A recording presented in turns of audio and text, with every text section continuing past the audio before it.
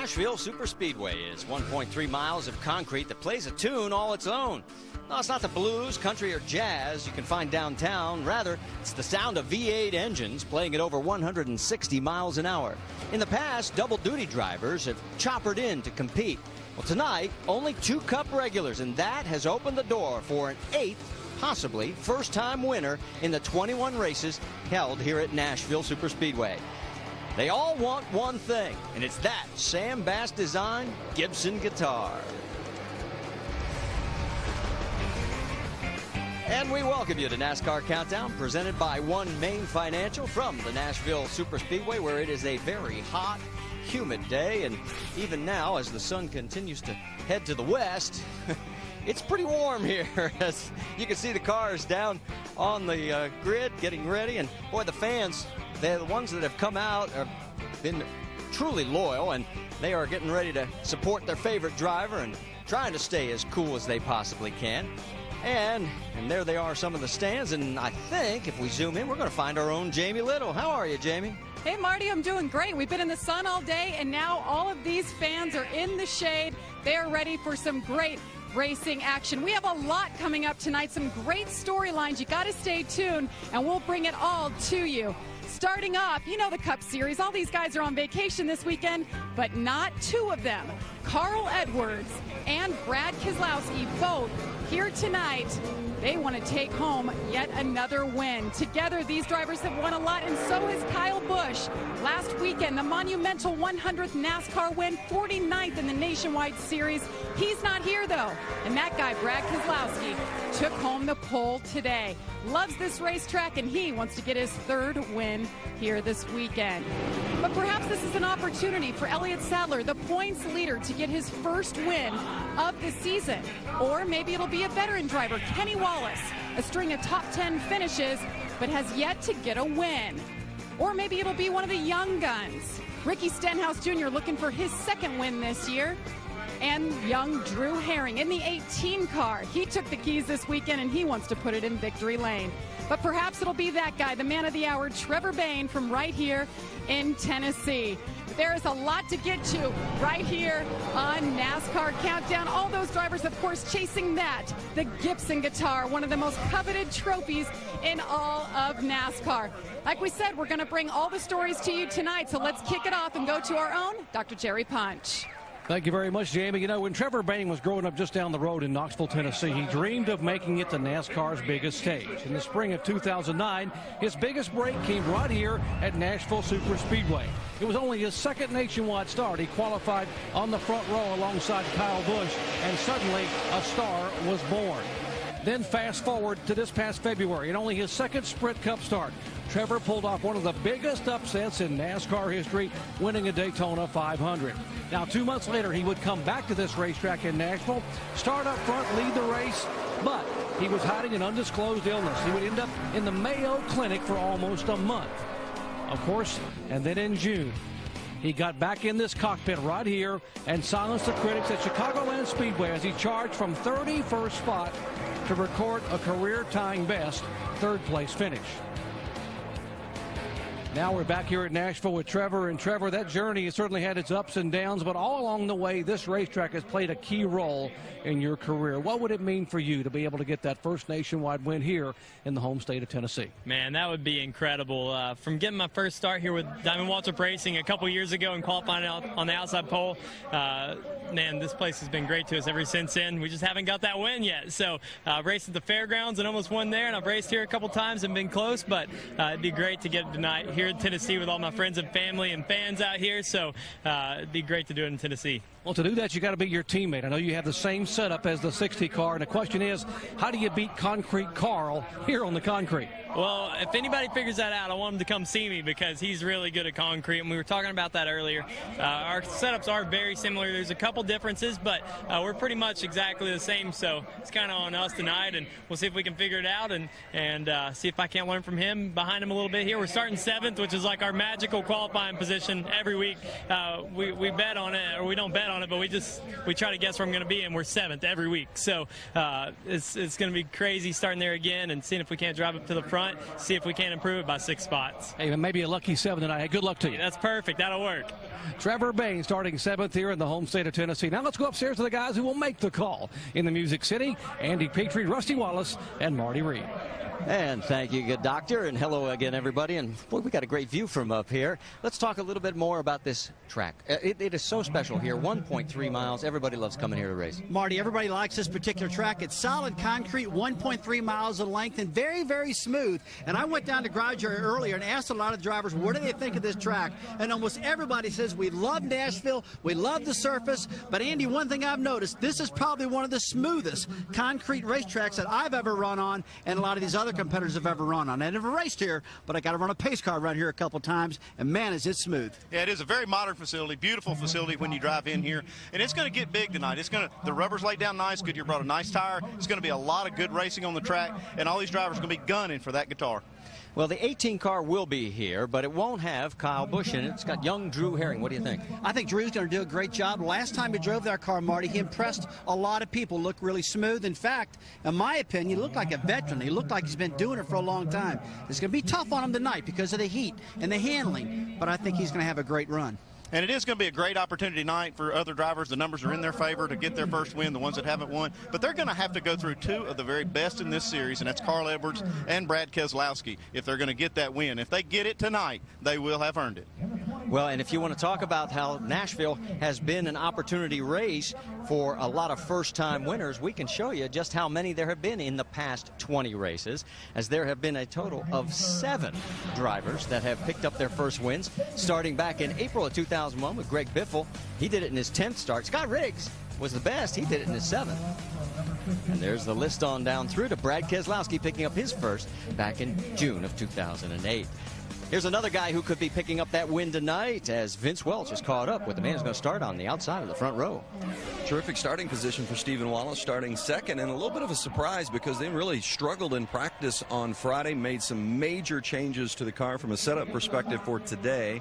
So how unsettling is it now that you're getting ready to go race a car that you really don't have a complete handle on from a setup perspective? Well, yeah, that's definitely the scary part. But our Toyota was definitely a lot better today in qualifying than it was yesterday.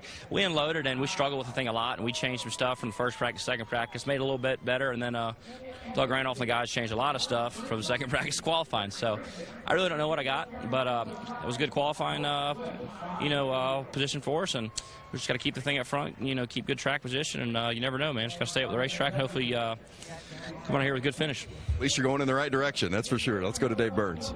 Standing by with Carl Edwards now, and the buzz in the garage area, Vince, has been that his car and Brad Keselowski's car may be the 2 best here tonight. You were on the track for 43 laps yesterday for practice. You feeling the same thing? I feel like it's going to be a really good battle. Both of our cars were about the same speed. They're both very fast, but Austin Dillon was screaming fast last night. He's going to be tough. And, we just saw that first-time winners graphic. There's a lot of guys that you just, this race, you can figure things out throughout the race, and there could be someone that we haven't even thought of. So we're going to go out and do the best we can on our Fast and All Mustang and hopefully be there contending at the end. It has been hot here. What effect is that heat going to have on the race tonight? It has been very hot. I don't know that it'll matter too much. I talked to Elliott Sadler. He said the sun is a big factor in turn 3. While the sun's setting, you can't see very much. So it'll be interesting to see how everybody deals with that. But overall, a night race. I'm glad it's a night race. The temperatures will be comfortable for everyone. Well, no Nashville Carl interview would be complete without some concrete statistics. And as you can see, if Carl wins here tonight, he will take the all-time lead for nationwide concrete victories. And that'd be a big accomplishment. So we've talked plenty about you. If you were writing the rest of our countdown show, what would you like to see? If I were writing the rest of the countdown show, I'm interested in this points battle. I'd like to see. I'd like to hear what Elliott Sadler and Reed Sorensen have to say about the points battle. I'd love to see a feature with Brian Deegan teaching Ricky Stenhouse to do a backflip on a motorcycle. That would be huge. And then, of course, I'd probably throw in a bunch of really great shots of beautiful Nashville. That would be an epic countdown show.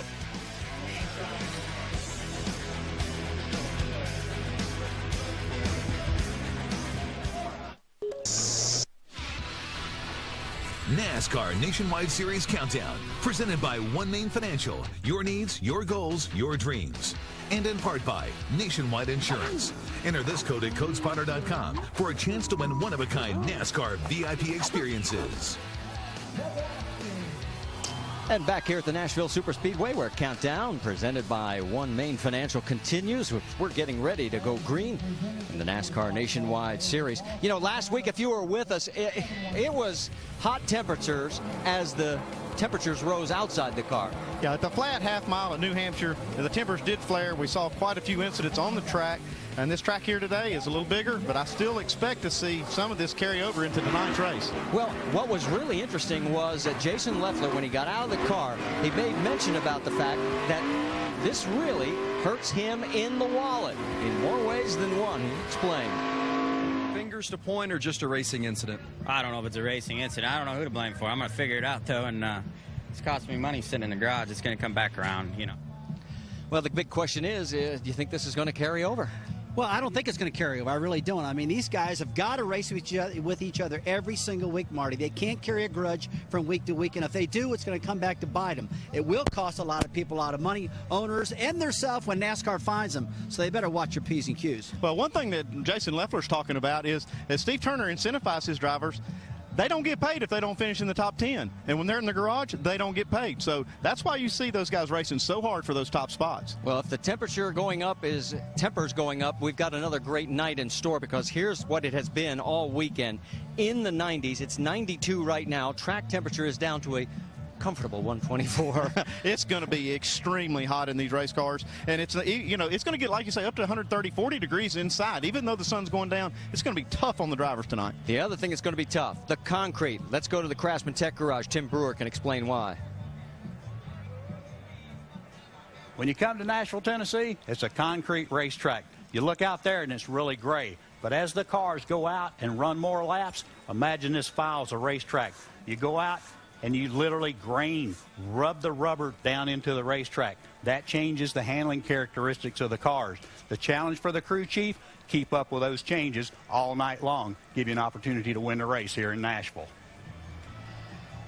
So as we take a look at the point standings, you can see that Elliott Sadler has a 7-point lead over Reed Sorensen. And the man that's in fifth right now, the one guy who picked up a spot last week, Eric Almirola, and you're high on him right now.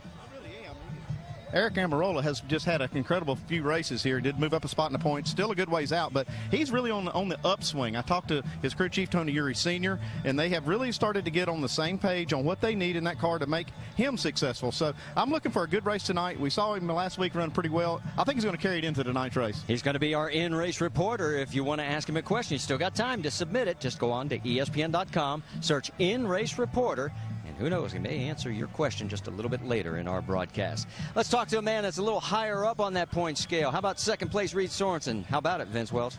Nothing helps your championship hopes more than winning races, and Reed Sorensen has done that here before, so you know what it takes to have a race-winning car. What do you need out of this 32 car to get it done tonight? It seems like here you got to get through the center really good. It doesn't seem to matter how hard you get in. A car that rolls good on the bottom, that has good corner speed through the center, seems to be what you need to win. And we struggled with that during practice, so we made a lot of changes. Felt okay in qualifying, not great, but felt okay. So we'll work on it hard all night and get this Dollar General car up front. Had a dominating victory here back in 2005. Look for another one here tonight. Jamie? Well, he's more than a cowboy boot-wearing NASCAR driver. He's an adrenaline junkie. Ricky Stenhouse Jr. recently spent some time on two wheels with X Games gold medalist and freestyle motocross legend Brian Deegan.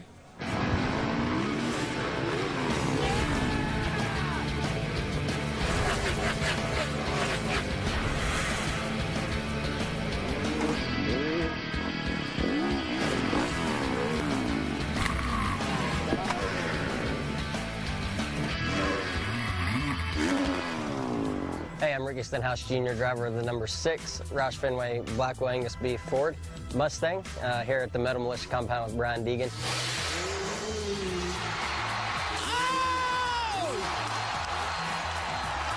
We're gonna see, he wants to backflip a dirt bike, so we might just let him in the militia if he can prove himself here today.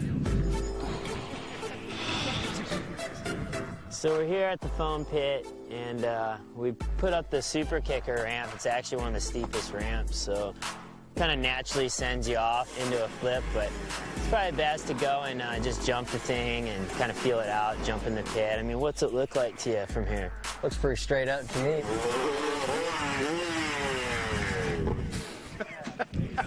That's the worst case scenario. You got it? You'll see in a minute.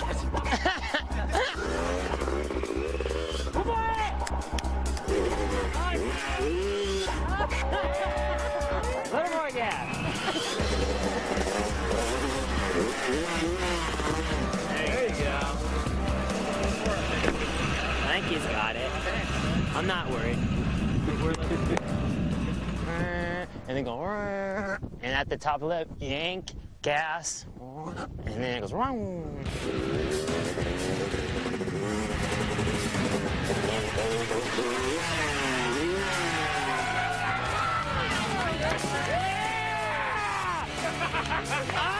blown away!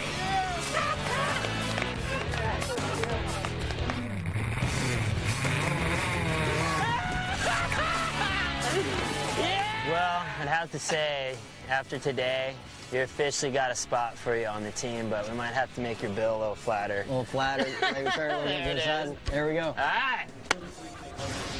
And Ricky Stenhouse Jr. conquered the Metal Militia as well as the backflip, and tonight he hopes to conquer Victory Lane.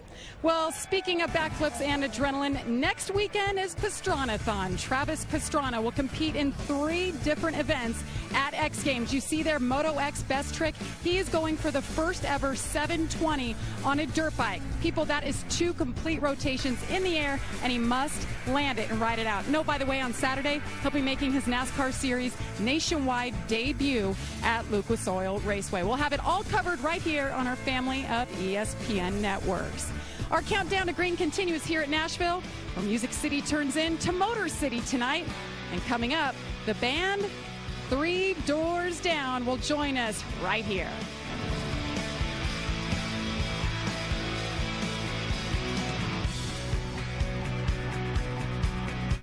ESPN and 3 Doors Down are giving 4 lucky NASCAR fans a chance to party with the band live. Log on to ESPN.com, search 3 Doors Down, and enter to win the ultimate VIP experience. And watch ESPN, ESPN2, and ABC for all the thrilling NASCAR action. 3 Doors Down, Time of My Life VIP experience, only with ESPN.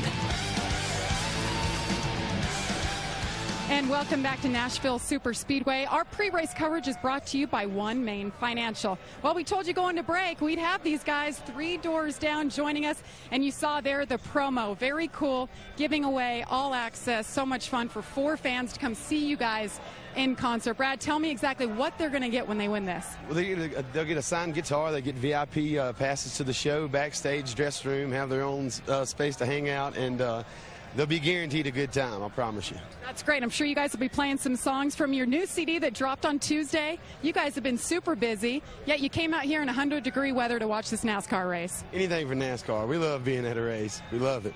That's awesome. Good to see you guys here. You pulling for anybody tonight? You know, I always like to watch Carl do good. There's a lot of Carl Edwards fans out here. Thanks for being here, you guys. It'll be fun, and for you to have a chance to win a trip to see 3 Doors Down, log on to ESPN.com, search 3 Doors Down, and the contest starts tonight. Let's over to Vince Welch. Standing by with Brad Keselowski on the pole for tonight's race, and guy that's been to Victory Lane here before. This is a tough track. Challenge in 1 and 2, different kind of challenge in 3 and 4. How would you describe that for the fans that'll be watching tonight? Well, there's a lot of different challenges for Nashville, and I think the first one you got to start with is concrete. And there's no other big tracks that we go to are concrete. We got Dover, you know, we got Bristol, but those all kind of have like a short track feel to it. So Nashville's a lot different than any of those style tracks, and I think it requires a lot of discipline to race, and you have to have a really loose race car to run well on it. So you know, there's obviously challenges with the corners being a little different too. It seems like 1 and 2 opens up a little bit and you can run up, but 3 and 4 never does. So you know, you got to make sure you got your car handling right and put in the right groove. You made the comment earlier this weekend that you like the feel of concrete. From your seat, what does it feel like compared to asphalt? What's the difference? Well, it's a lot rougher ride, and it gives you a lot of feedback. And so as a driver, you have to make a lot of choices of what feedback to listen to and what feedback not to listen to.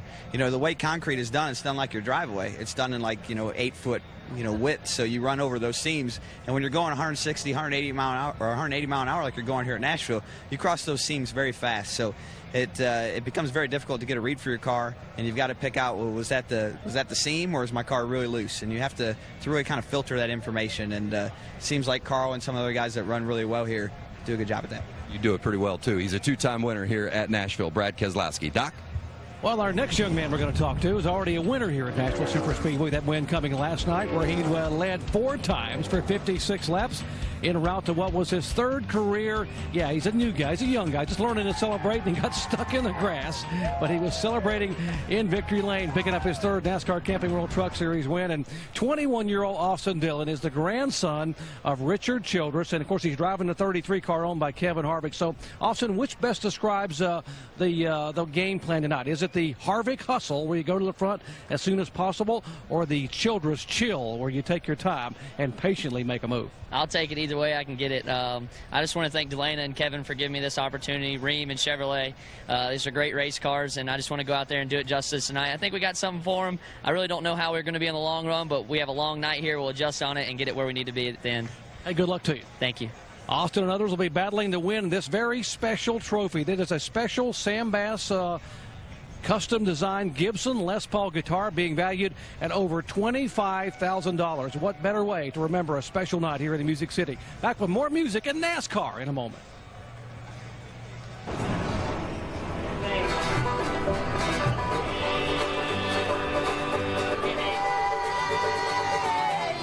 On you, babe, even though you told me you ain't coming home. Nationwide Series Countdown, presented by One Main Financial. Your needs, your goals, your dreams.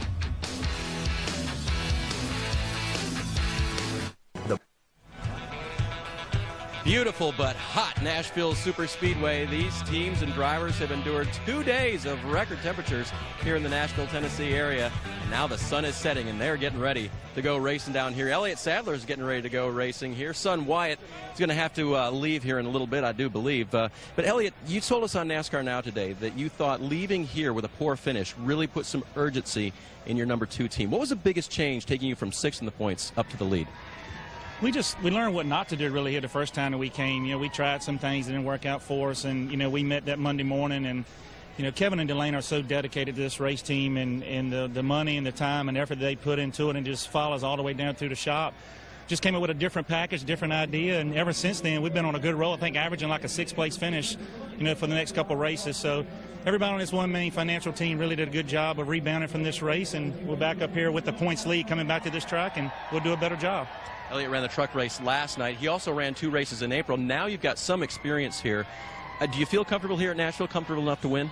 Definitely feel more comfortable this time. I learned a lot last night in the truck race, and learned I made some mistakes here the first time here because of my first time here, but feel better prepared this time. My team's done a great job. This is a really good race car. Same car I had at Chicago and Kentucky. It's been fast every time we've taken it somewhere, so hopefully we'll do a good job tonight and stay around the front and be there at the end. Elliott's been racing a while. He knows about this time. There's a prayer. We get to hear our national anthem. What emotions are still stirred in you during that time? Well, I'm going to be honest with you. You're always excited and you're anxious and you're ready to get going for the race. But every time I hear the national anthem, I think about all the men and women that serve our country and protect us so we can come out here and do the things that we want to do. So appreciate you asking me about that. Right now I'm going to go over here and stay with my wife, and we always stand beside the car and pray together and listen to the national anthem and get ready to race. All right. Thanks, Elliott. Good luck tonight. Elliott and Wyatt go to join wife Amanda, and the people around this speedway know that it's also time to get really, really excited about a huge event here tonight in the Nashville area, the Nationwide Series right here. So to get us going, let's go trackside here and join tonight's opening ceremonies. Ladies and gentlemen, please rise as our colors are presented by the United States Army Nashville Recruiting Battalion. We ask you to remain standing for our invocation delivered tonight by Joe Nelms, pastor of Family Baptist Church in Lebanon, Tennessee. Heavenly Father, we thank you tonight for all your blessings. You said in all things give thanks, So we want to thank you tonight for these mighty machines that you've brought before us. Thank you for the Dodges and the Toyotas. Thank you for the Fords. And most of all, we thank you for Roush and Yates partnering to give us the power that we see before us tonight. Thank you for GM Performance Technology and the R07 engines. Thank you for Sunoco Racing Fuel and Goodyear tires that bring performance and power to the track. Lord, I want to thank you for my smoking hot wife tonight, Lisa. My 2 children, Eli and Emma, or as we like to call them, the Little E's. Lord, I pray you bless the drivers and use them tonight. May they put on a performance worthy of this great track. In Jesus' name, boogity, boogity, boogity, amen. Now, ladies and gentlemen, please remain standing for our national anthem, presented by Danny Flowers, MCA Nashville recording artist.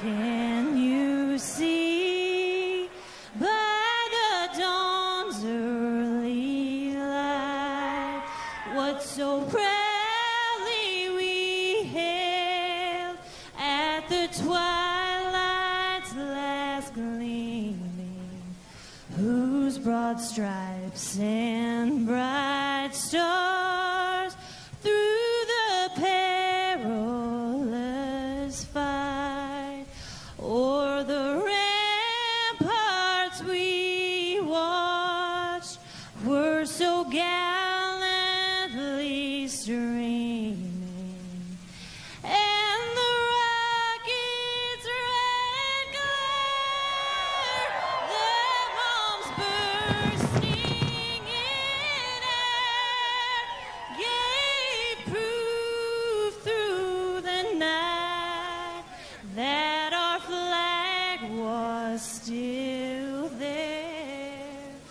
Oh, say does that star-spangled banner yet wave o'er the land of the free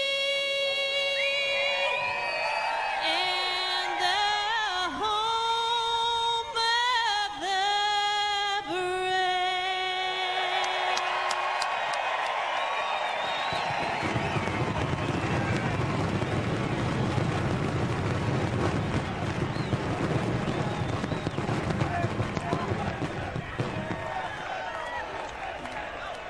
There's Kenny Wallace as he's getting ready. He's got 8 top 10 finishes in 2011. And a man who's looking for his first top 5 of the year is that man right there, Brian Scott. He's had a lot of tough breaks. Tonight, maybe his night. We'll find out as we'll come back. We'll get the engines fired here at the Nashville Superspeedway. NASCAR Nationwide Series at Nashville is brought to you by Nationwide Insurance. Enter this code at codespotter.com for a chance to win one-of-a-kind NASCAR VIP experiences. Scenes from downtown Music City, Nashville, Tennessee. And I'll tell you what, nothing stronger than what we heard from the Reverend, as that was the most rousing invocation that we've had all year.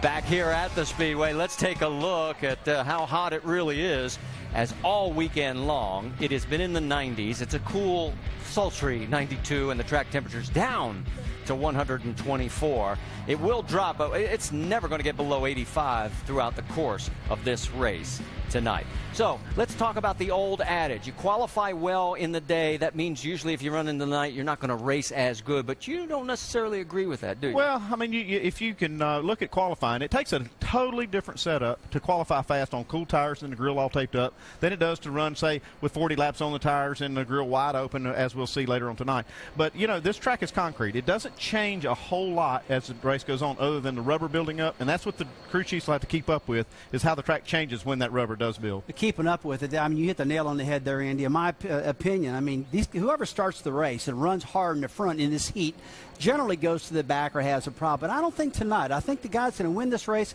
can stay up front as long as he keeps up with the racetrack and makes the proper changes, his wedge, air pressure adjustments, stuff like that, Marty. I think he can stay up there. Well, let's show you a graphic because we've seen a decline in the number of double-duty drivers this year, and here are the nationwide races where a regular has won this year, and Ricky Stenhouse Jr. at Iowa, where there was only 3, 4 at Chicago when Allgaier won, Sorensen at Road America with just 1 double-duty driver. You see an average of 8 double-duty drivers here in 2011. So now we've only got 2 here, but as you pointed out earlier, they happen to be 2 of the best. Yeah, they're tough. It's going to be hard to beat those guys tonight. There are some guys that can, and we see a lot of young guys like Austin Dillon. He's got a lot of momentum. He won the truck race last night. He's got a really good car, so maybe he can break through. And we've seen these nationwide-only drivers take advantage of these opportunity races. It is an opportunity race. I mean, this is the one that I was down to Garage area talking to all these young drivers, and they're telling me, Rusty, I want to win this thing because there's only 2 guys here. It is in their head that it's Keselowski and it's Carl Edwards here, and that is it. They know that. But, you know, one thing that might change it a little bit, they did all their practicing yesterday. Since then, they've had a truck race. The track is different. They're going to have to work hard on their handling and keep up with this track, like we said earlier. But you know what? Don't be surprised if you do see a first-time winner tonight. I think it's going to happen. You got a guy in mind, maybe? Well, I do, but I'm not going to tell you. What about you, Andy? I like Austin Dillon. I think he's got a lot of momentum from last night. All right. Well, you can see that the drivers are strapped in, and it is going to get very hot inside those cockpits. Temperatures could broach 150 degrees. Let's go trackside and turn up the heat. And now, ladies and gentlemen, the words we've been waiting for. Please welcome Ken Selinger, Director of Brake Products, North America, Federal Mogul Corporation. Drivers, start your engines!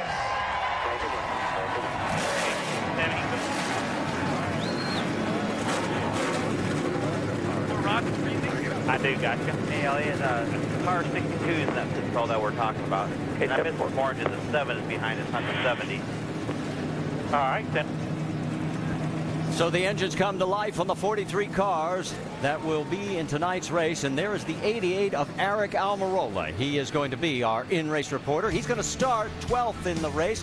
Stay with us. When we come back, we'll talk to him and find out what he thinks about what's going to happen in the next couple of hours.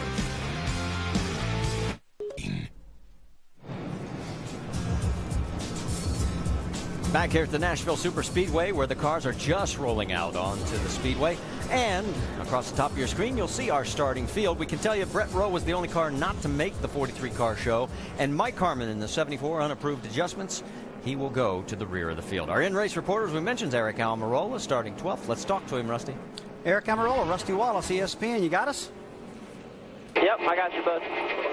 All right, man, we got a question from Peter in Tampa, Florida. The question is, as you've gotten better this year, I've noticed that you've also gotten more aggressive on the racetrack. What's caused that? Well, we're just trying to get after it. We want to win a race real bad. Everybody at Junior Motorsports works really hard every week to give us really good race cars. So just want to go win, man. Want to put this Degree Men Chevrolet in victory lane. All right, buddy, I've been talking to a lot of drivers down there. A lot of them are concerned about the heat, how hot it is out there. It's about 95 degrees right now. What are you doing inside that car to handle the heat? Well, first thing, we got Degree Men for a sponsor, so that's a really good sponsor to have on a weekend like this when it's so hot. But other than that, I got some good old water, and we just try and stay hydrated, keep the air conditioned as best working as it will. And other than that, it's just hot. You just got to deal with it. All right, man, thanks for talking to us. Now, Andy's going to speak to your crew chief, Tony Uri Sr. Hey, Pops, it's Andy up here in the booth. You got us? 4, I got you. Hey, man, you guys have really turned it around here the last, 4 or 5 races, and it looks like you're headed the right way to win one of these things. What have you been doing different with Eric? Well, we have been running a little better in the last few weeks, but, you know, everybody at Junior Motorsports will work really hard on our cars. You know, we run Hendrick chassis, Hendrick motors, and the engine shops work real hard on our engine packages. We've even done a little chassis work, changed a little bit on our front snouts and all, trying to get the cars a little better. So, you know, everybody's worked hard, and everybody wants to win. We're used to winning, and it's been a long time since we won, so working really, really hard, trying to get Eric in victory lane. Okay, Pops, you guys are doing it in the right direction, so good luck tonight. Hope it comes for you tonight. All right, appreciate it. Thank you. Of course, Eric's coming off 5th place last week at New Hampshire. The rest of our onboard cameras, we've got one with Elliott Sadler, Brad Keselowski, Austin Dillon, Jason Leffler, Carl Edwards, Stephen Wallace, and Kenny Wallace. And our over-the-wall reporter is going to be the jackman for Eric McClure's number 14. That's Jamie Edwards. He's from Kenly, North Carolina. You be safe down there tonight, Jamie, and thanks for wearing the camera for us. Thank you, guys. Appreciate it. All right, let's get ready to go here. Let's talk a little bit about the Goodyear Track Facts. As they look at the statistics, you guys want to talk about what's happening lately with the tire itself. I'll tell you what, I really like what NASCAR and Goodyear's done with this tire. Ever since we had a problem in Indianapolis a couple years ago, Goodyear's got a newly designed tire. Now they've got that new design tire across all platforms in NASCAR, the Truck Series, Nationwide, and Cup. And because of that, we're not going to see this constantly changing different tires from race to race. And Andy, I know you like that, and I do too. Yeah, it's just definitely going to make it smoother for the guys. When they come back to these races, they had the same tire that they ran the last race. All right, let's get the last-minute update from pit road. Vince Welch, you're up. Marty, without a doubt, Brad Keselowski and this 22 team are one of the top teams in the NASCAR Nationwide Series. But they've been able to put it all together for a trip to victory lane just one time all season. Crew Chief Todd Gordon cites last week at New Hampshire as an example, saying they had a front-running car all race long, but late in the race they made a wedge adjustment that affected the car the opposite way of what they wanted. They ended up finishing 8th. They're looking for redemption tonight and maybe a second trip to victory lane. Jerry Punch?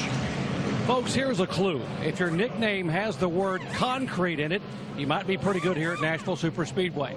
Such is the case for Carl Edwards, who has collected 4 of the 5 Roush Fenway wins here at this racetrack. Now, if you ask Crew Chief Mike Beam why Carl is so good here, Mike will say very simply, he is very patient and he's silky smooth. He refuses to overdrive the corner and abuse the tires. That makes him consistent, fast, and oh yeah, unbeatable. Jamie Little. And for just the 3rd time this year, Austin Dillon is back in the 33 car. Their first 2 outings together, they were top 10. Keep in mind, he won the Truck Series race here last night, and he was fastest in happy hour. And David Hyder and this 33 team are still looking for their first win of the year. Very well come with young Austin Dillon. Dave Burns? Jamie, Reed Sorensen would like to win tonight to maybe take the points lead, maybe improve on his 8th place finish here in April, and maybe impress the CEO of Dollar General. Rick Dreiling is here tonight wishing on Reed Sorensen and also Justin Allgaier in an identical paint scheme to victory here tonight. Their headquarters is nearby. Marty? And the pace car is pulled off. Brad Keselowski, his 10th career pole, 2nd week in a row he's starting in that position. He has selected the inside with Stephen Wallace alongside. In row 2, it's Edwards and Dillard. And the Federated Auto Parts 300 is green.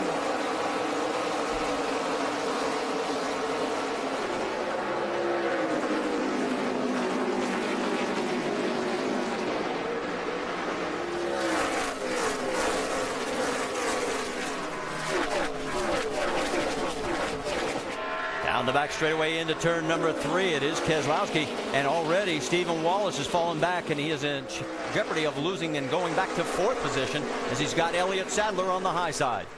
He's fighting hard under Elliott Sadler, and he just didn't get off the start like Keselowski did. Made him kind of vulnerable to these guys behind. Yeah, it's one of the biggest problems. Just did not get to the gearbox good enough to get a really good jump on the first run there. But I guarantee that next time he'll figure that one out. Now he gets up on the high side. Elliott's going to try and duck down underneath. Keselowski and Edwards trying to check out a little bit on these guys. There's Stenhouse in the 6 alongside Austin Dillon and Sam Hornish Jr. in the 12. It's like Elliott Sadler pulled off that crossover move successfully through 1 and 2 and down the backstretch. So move Elliott into the 3rd position, bump Stephen Wallace back to 4th. Now, one thing I'll be constantly watching throughout the night, guys, is this temperature thing we've been talking about a lot. The track starts cooling down. I'm going to find out real quick who the good guys and the guys not so good are going to be when it comes to speed and handling. Well, you saw Stephen get loose there for a moment. Stenhouse trying to look underneath and will take the position. So far here, Stephen going in the wrong direction.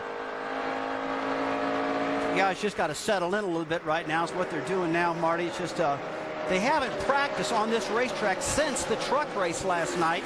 And they had a lot of laps on it, little spins and stuff, a lot of debris on the track, but they did a good job getting it cleaned up. But there is a lot more rubber on the track now. Yeah, see Trevor Bayne working the outside lane pretty successfully. It looks like most of the fast cars are on the bottom, but Trevor's making that outside groove work pretty good for him on the outside of Sam Hornish. Yeah, and that's one thing we did notice in the race last night. They really got the track widened out there, Andy, and they were able to race on the bottom, the middle, and the top of this track. Well, that's Trevor's a little high there. Whoa, you see the 80 out of Almirola. He had to get out of it. Yeah, got into him there a little bit. Trying to see if he actually brushed the wall. I don't see any damage on the right side of the 16. I thought he was being pretty bold moving up that high that early. He was making it work for a few laps. finally got him there coming on forward. Well, you see how dark the racetrack is on the bottom, a lot of rubber, and the track's still a little bit gray on the top. Now, they might have put more rubber in the track than last night's truck race, but I will promise you, these Nationwide cars will rubber the track up much more quicker also. Almirola slides up high, and that allows Trevor Bayne to get underneath him. And here comes Reed Sorensen alongside the 16. And there goes Kenny Wallace, high side around the 88. Lots of action here early. Update you on 2 cars. Carter in the 71 and Mark Davis in the 03 are behind the wall, as is Danny O'Quinn. On board with Almirola right now. That is the battle for the 11th and 10th position. So coming into the picture here, Jason Leffler catches that group. Here's another good battle with Sam Hornish underneath Stephen Wallace. And of course, Hornish and Penske Racing trying to put together a complete program in the Nationwide Series for Sam next season. They're working on putting that sponsorship package together. So Stephen now bumped back to the 7th spot by Sam. You know, Penske's doing a great job this year, not just with the Cup cars, and they're running great. These Nationwide cars are also really running good. And see, this battle now, Leffler gets by Brian Scott.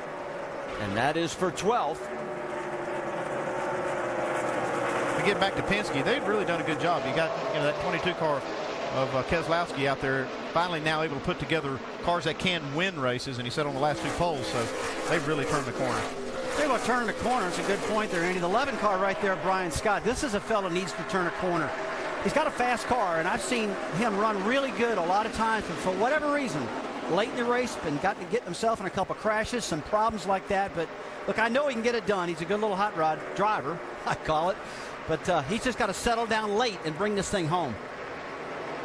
You see Brian's numbers, all of those back in 2010. We pointed out he has 0 top 5s so far this year running for Joe Gibbs Racing. That's surprising to me. I really expected a lot more out of this car and this driver, because he has the potential to be one of the front runners. Just not a lot of luck this year. You see the yellow car, the number 31 car, Justin Allard, are coming into frame right there. I talked to his crew chief, Jimmy Ullage, this afternoon about his car. He told me, he said, man, we've been fighting loose ever since we've been here. Can't seem to get this car tightened up. And right now he's sitting back there in the 14th position. The lap time's off about a half a second a lap. They're going to have to work on this thing pretty hard. Let's check in on the battle for 7th position. That's Stephen Wallace with Reed Sorensen, who's second in the points coming into tonight's race, right behind him in the 32. And yes, if you're tuned in, you didn't see qualifying, the 31 of Allgaier and the 32 of Reed Sorensen, same paint scheme for Dollar General. Yeah, it's going to be hard when they get together in a big group of cars to be able to tell which is which out there. Yeah, they're both wanting to do good tonight. There's no doubt about that. They got the CEO of that company here watching, and I will guarantee you, when I was a driver, when those CEOs showed up, you always wanted to step it up a little more for them and make them happy, because those are the cats spending all the money. Well, you saw Reed Sorensen get around and take that spot, so bump Stephen back to the 8th position. Right behind them, it's Almirola and Bayne. Who's up front? There's your top 5 after 10 of 225 laps. Brad Keselowski's led all of them so far.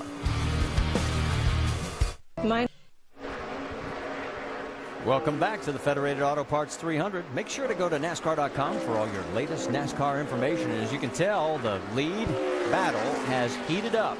Brad Keselowski's led every lap so far, as we have knocked down 16 of them, but Carl Edwards just about 2 car lengths behind. He's been chipping away about 200s a lap till he's finally right up on the bumper of Brad Keselowski. Yeah, one thing I've noticed, Andy, he's got up in the bumper now. His lap speeds have pretty well been identical as the 22 of Keselowski. You start losing that downforce, when those cars get closer, they don't handle as good. So I'm sure Carl just kind of whittled away and got up there. Started fading back a little bit right now, or else maintaining. Let's drop back a little bit farther in the field, because there is Austin Dillon side by side with Ricky Stenhouse Jr. And it looks like, yes, Dillon is going to take the position. Jamie? Well, so far so good right now. Austin Dillon, though, Rusty made a good point. These guys haven't run these cars other than 2 laps of qualifying today. So what he's been focused on is learning how to drive this track in a car versus his truck last night. The braking points are different. He's really having to back up the corners to get a run. And you see Ricky Stenhouse Jr. all over his back bumper. But Austin Dillon, so far so good, Marty. Now, those trucks make so much more drag. They do take a little different driving style. They can drive them down in the corners farther. They slow down naturally because of that big boxy truck. Now, it takes a little different style in these cars. Andy, one thing I do think, though, I think this style of driving in the Nationwide and the Truck Series are very close to the same because they run the same engines. The power is way down. It's more of a momentum-style racetrack. In the Truck Series, which Austin's accustomed to, they got to keep that truck wound up. Tonight, the same exact thing. Much, much different than what they do in the Cup Series. Go back a little deeper and pick up Kenny Wallace. He's in the 11th spot right now. Dave Burns, what are you hearing about the 09? Well, just that he's having a little trouble in the center of the corner, but that's okay because he's driving hard, and that's what Scott Zipadelli told me he wanted to do for Kenny. Usually he'd ride around most of the race and then really charge at the end. Scott told me today, I'm trying to get him to charge the whole race the heck out of that race car. And even though he's lost 2 positions at the beginning, he believes that's what he's doing right now. Well, Marty, talking about this particular race car, the guys from Toyota, Triad Motor Company, one of the best engine builders in the country for Toyota, has got a brand new design engine in Kenny's car tonight. They say it's got more torque. John Dysinger's the head engine builder over there, and I tell you, this guy's really good. And Andy, you've worked with him before, and if he says he's got something good, generally they do. Oh, when John says it's better, it's better. like I'm on grease. 4-wheel slide loose. Sounds like he's loose. Yep. The reference to 3, I believe, was it feels like he's on 3 tires because he can't get any grip. How about Justin Allgaier? He is running in the 12th position, but he's almost a full second behind Kenny Wallace. What are you hearing, Dave? Struggling for grip all the way through the corner. He started out really free. He used 3 reallys, and they asked him to turn on the rear fans. Rusty, if your car is real loose, what does turning the rear fans do for you? Well, they're trying to cool down the brakes in the back of the car, try to get whatever type of heat they can out of the back of the rear wheels so they don't get as much tire pressure buildup, which is going to give them more grip. So tire pressure in these cars are very, very important. It's kind of like, what do you call it, Andy? Black art, I call it. It's hard to figure out what you need. It's hard to predict what you need, and it's, you know, once over time you can start getting some of that, and as you develop some of these notes, you kind of figure out where you need to be, but it is kind of hard to nail down. We also saw, while all that was going on, Trevor Bayne got around Stephen Wallace for the 9th position. And there you see Allgaier getting closer now to Kenny Wallace. Let's update you on a few other things. We've got several cars now behind the wall. Chapman, Harmon, Tim Andrews, Mark Green, Lewandowski, O'Quinn, Mark Davis. That gets you up to date there.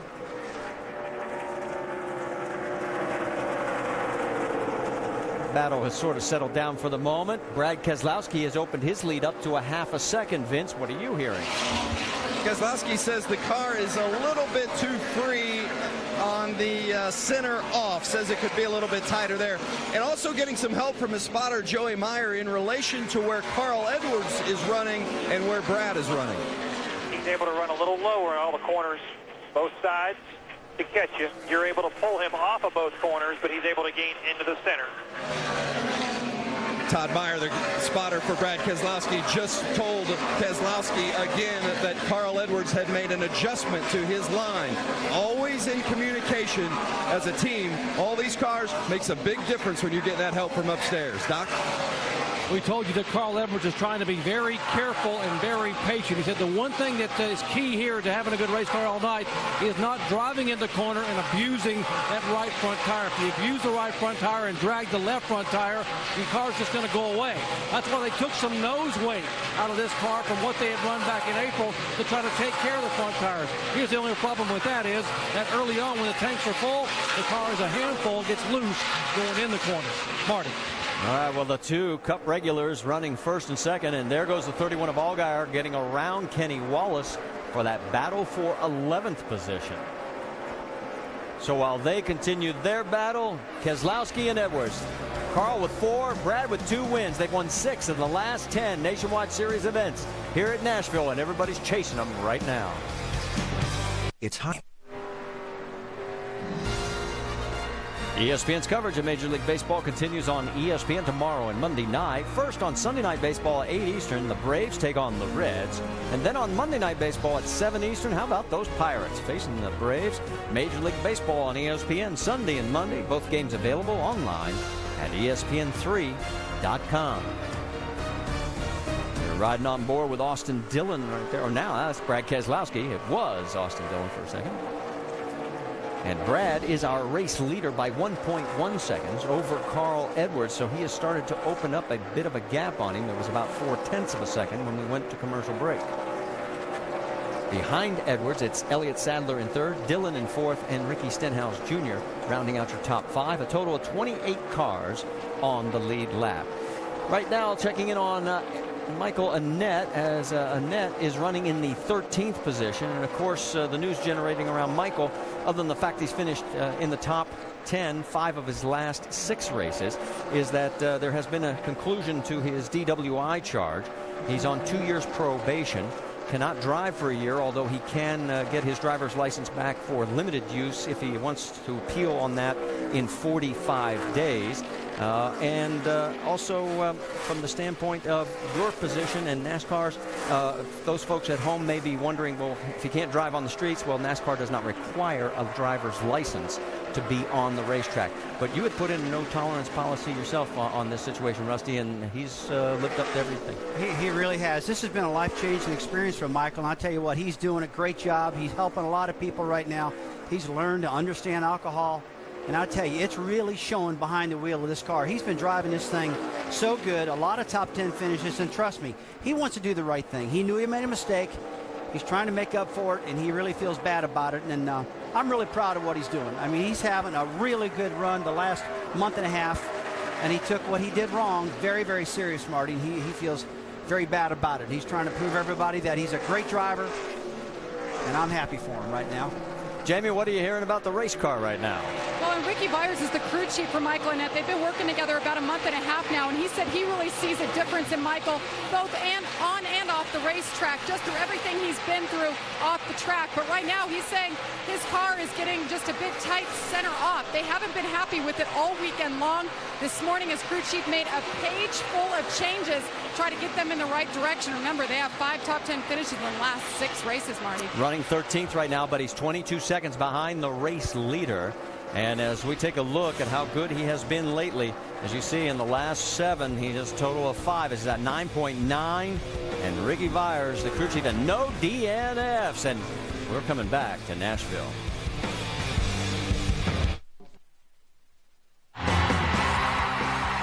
Where winners are celebrated, champions are crowned, and legends are born.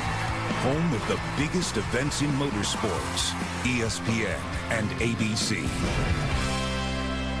And the Gibson guitar up for grabs tonight. And it looks like right now the 2 Cup regulars that made the trip to Nashville are going after each other for that Gibson guitar. As Brad Keselowski has about a car length lead on Carl Edwards. Let's get the latest. Vince Welch. Keselowski really strong off both ends off the corners, and also maybe a little something unusual as Keselowski talks about how else his car is handling. Our changes so much based on traffic or not traffic. It's really hard. I'm really good in traffic. I know it sounds really weird, but that's what I got. Really good in traffic. Weird or not, he's got to be happy with the way the car is. Doc? Yeah, leaders moving in on the 18 car. By the way, that is not Kyle Busch in front of them. That is the 18 car of Drew Herring. Now, running second is Carl Edwards. To be a successful driver like Carl Edwards, you've got to be able to give precise and accurate feedback. Listen in. Yeah, just a little free in, But when the nose is down, especially into 1, pretty darn good in the center. Every once in a while it shoves the right front just a little. Now on exit it gets just a hair free. And what that does allows crew chief Mike Beam to make a decision. He goes back on the radio and tells Carl, I'm thinking about air pressure here in the rear. I'm thinking about a track bar adjustment here. And Carl can either accept or decline. Thus far, he has accepted. Marty. All right, Doc, thank you very much. And nothing against Drew Herring, but maybe this is one of those examples of how a driver makes a difference in a race car. Well, the 18's about to go a lap down. Yeah, when you compare yourself to Kyle Busch, that's almost not fair. I think Drew's doing a great job. And I talked to some of the team guys down there today, and Drew doesn't have a lot of time in the car this year. This is only the 2nd time in this car, and that's the only time he's been on the track. He's not running any late models. He's not running anywhere else. So this is, it's a lot of pressure on a young guy like that to jump in this car. And Andy, you well know one of the key things about getting in a car like this is the communication you have with the crew chief. Kyle's been communicating with his crew for a long, long time now. Drew gets in here. He really doesn't probably understand the terminology that they're used to saying to get the car handling and get it running faster. I know this young man is really good in this car. I've seen it the last race here. He looked real strong. Ran out in Iowa, looked good out there. And right here's a good chance for him to learn something behind 2 of the very best in the series. if he can hang with this group for just a little while, he can learn a few things. He's running 19th right now in the lucky dog spot, and we are getting ready for green flag pit stops. And yes, NASCAR, because of the heat, is going to allow an extra crewman over the wall to hand water and other things to the driver.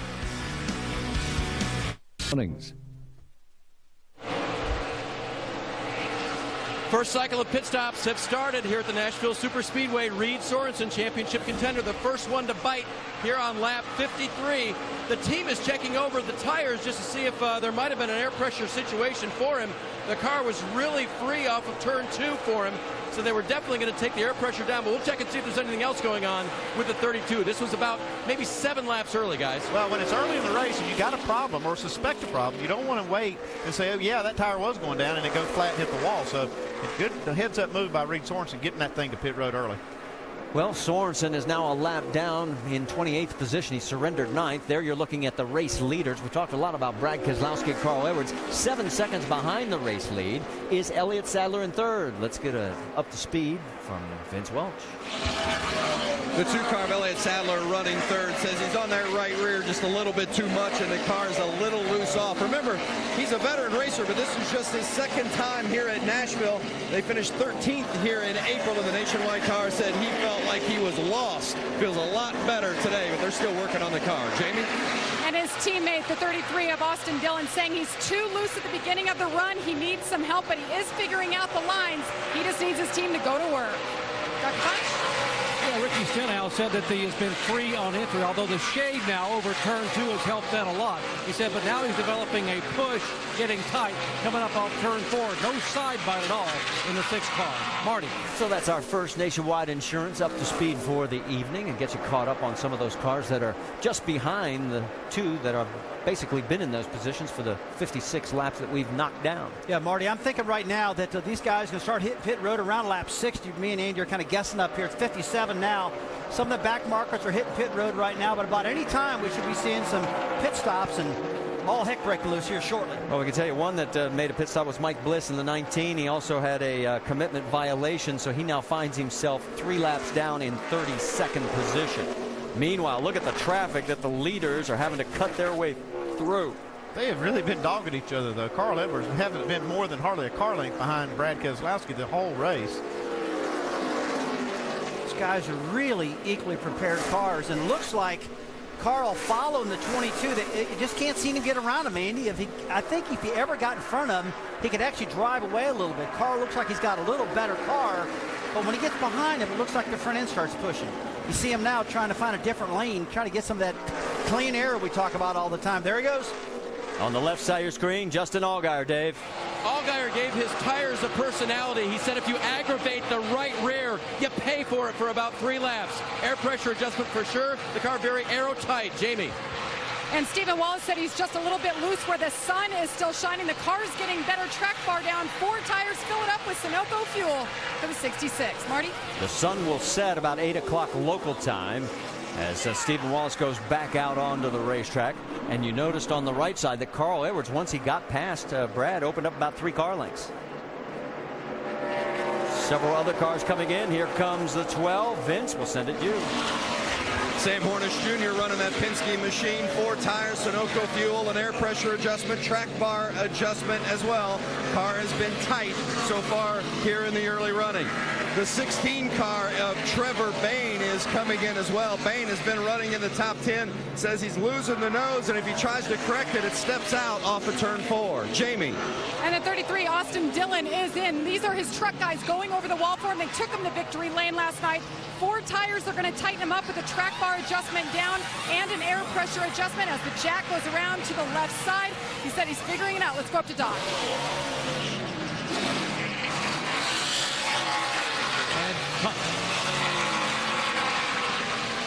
Concrete Carl coming in. They're going to put a ½ pound of air pressure out of the right rear. 1 turn down on the track bar. Carl said he is free on entry, free on exit, but good in the middle. Vince. The 22, Brad Keselowski's been leading most of this race. He says it's just too free, center off. They put on 4 scuffed tires and Sunoco fuel for Brad Keselowski. The 2 car of Elliott Sadler is in as well. He's been running top 5. We told you earlier he's just a little bit too loose off. They're going to make a small air pressure adjustment with 4 tires. Doc? 6 car, Ricky Stenhouse, 4 tires, and they're trying to wait on the fuel. They waited an extra 2 seconds to get it full of fuel. 2 rounds down on the track bar, 4 tires for Stenhouse.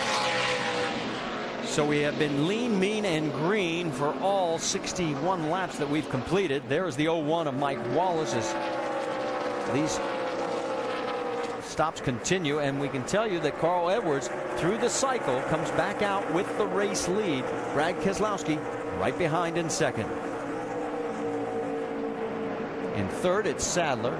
Fourth is Ricky Stenhouse. Then Austin Dillon in fifth, and now we can just get a change on the scoring as Dillon has been moved up into the 4th spot with Eric Almirola now shown in 5th. So Carl Edwards has now set a personal record. He's led more laps this season than any other in his here we career. are coming down. 918 and counting. And here we go. Close it up here on the right side. Up. Off with it. Set it from a carrier. Jack. Little wind sprint. Whoop.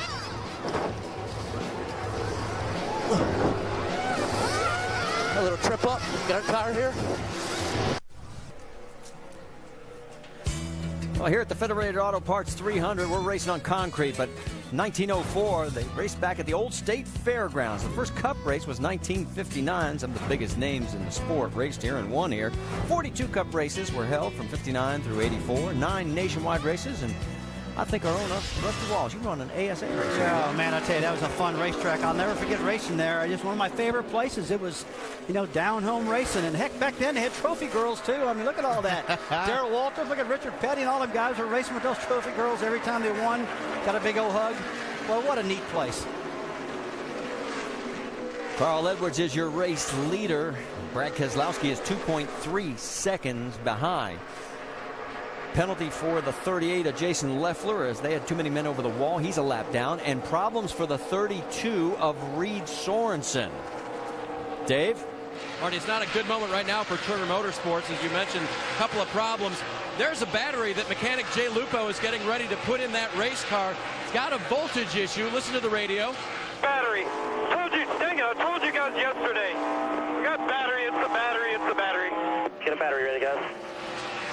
Okay, so Andy, I use the word voltage because I know it's not just the battery that gets that electrical system going, is it? Well, it's the alternator that keeps the thing running. That battery is really just a fuel tank to store that electrical energy. And I see that one on the wall. If that's the size they've got in that car, they don't have a very big storage container for that. So if the alternator hiccups the least little bit, it's going to show up so fast, especially with these helmet blowers and fans that are blowing on the tires and the beads. And as hot as it is tonight, these alternators are getting stressed to the max. Well, Sorensen is hanging on to the last car on the lead lap, but only 10 cars right now. He is 29 seconds behind the race lead, hanging on for dear life. If that alternator's going out, it'll finally shut the engine off. So he is just hanging on. I'd really be interested to see how many volts are left on that meter in there, what it's showing. Andy, how many amp or volts do you have to keep that engine running? Well, it's going to be around 8 or 9 volts to keep it running, and it won't run good there. He'll have to turn off a lot of switches, a lot of those fans. That air conditioner is the first thing I'm telling him to turn off. It's the last thing he wants to turn off, but it's the first thing that I'm telling him. And then those other fans are going to have to come behind it. Left side of your screen, that's Ricky Stenhouse Jr. getting around Eric Almirola, so move him into that 5th position. While all this is going on, let's get an update on Drew Herring in the 18. Doc? Marty, let me show you what is somewhat of a mystery down here. Take a look. This is the left rear tire off of Drew Herring's car, and they came in. See how the inside of the left rear shoulder has just chunked away and pieced away. Now, he was very, very loose on the racetrack. You might think it would be the right rear or right front that would be chunky, but not the case. It's the left rear. The Goodyear engineers just came over here a moment ago and looked at it. The air pressure was fine. They said, you know what? We want you to save this tire. They've even written on the tire here, save it and send it to Goodyear. We want to evaluate what happened here. But right now, whatever happened, the car is much better for Drew Herring. Yeah, when you see something like that, it's usually something just like a blemish somewhere in that tire, but that's unusual for a left rear to do that. Battle between Josh Wise and the 31 of Justin Allgaier. Now, both these cars are a lap down, and they're fighting for the lucky dog position, 11th. Yeah, and you're going to see some of the hardest driving you've ever seen out of these two all night long because they want that lucky dog. If a caution comes out, they're going to get it. And they're going to run hard. You see right now the 7 car getting blocked behind the 15 of Timmy Hill. But he's going to try to clear Keselowski there, who's underneath him right now, get back in front of him and try to chase down the 31 of Algar, get that position. You got to drive real hard to get this lucky dog. You know, last week it was Casey Kane that was in the 7 car, and don't know if everybody heard, but Casey was running at Williams Grove, and I guess had a bit of a crash there. He is okay, and that was good news. We passed that along. There you see Keselowski right behind, as he has now fallen 4.7 seconds behind Carl Edwards. So all of a sudden, Carl is pulling away. How about Trevor Bayne? We haven't talked about him for a while. He is in 8th spot, Vince. What are you hearing? Well, Trevor is not happy with his race car. Here's the communication with crew chief Chris Andrews. Chris, I can almost feel the left right coming up on exit. Things on top of the track so bad, Chris, so bad. It's interesting. Chris Andrews, the crew chief, his response, 10-4. Rusty, I think that Trevor was looking for something a little more than just 10-4. You ever get a little frustrated? You want something from your crew chief other than 10-4? Well, you do. You want to get a little more assurance that you know what's wrong, that you're going to fix it on the next pit stop. Hey, buddy, hang with it. Keep driving it. There's nothing we can do now. The crew chief needs to be telling the driver, on the next stop, we're going to fix you up and get you going. Carl Edwards in a bundle of traffic. That's the 32 of Reed Sorensen in front of him. Reed about to go 2 laps down with that battery issue. Mike Wallace in the 01. And you see how hard you got to work inside these cars. It's really hot out there tonight.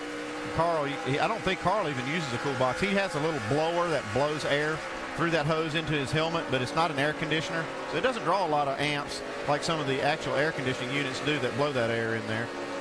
Tell you what, I watched this 60 car yesterday. So he put his visor up and get some hydration. I mean, it's tough out there tonight. It's hot. There's no doubt about that. I mean, talking about Reed Sorensen have to turn off his cool box because of the battery issue. I mean, that really causes a driver to start losing focus and losing concentration when he gets that hot inside the car. And let me correct myself. That's 1 lap down now for Reed Sorensen. He was hanging on for dear life on that on the lead lap. Now he finds himself 1 lap down, but he is in the lucky dog position.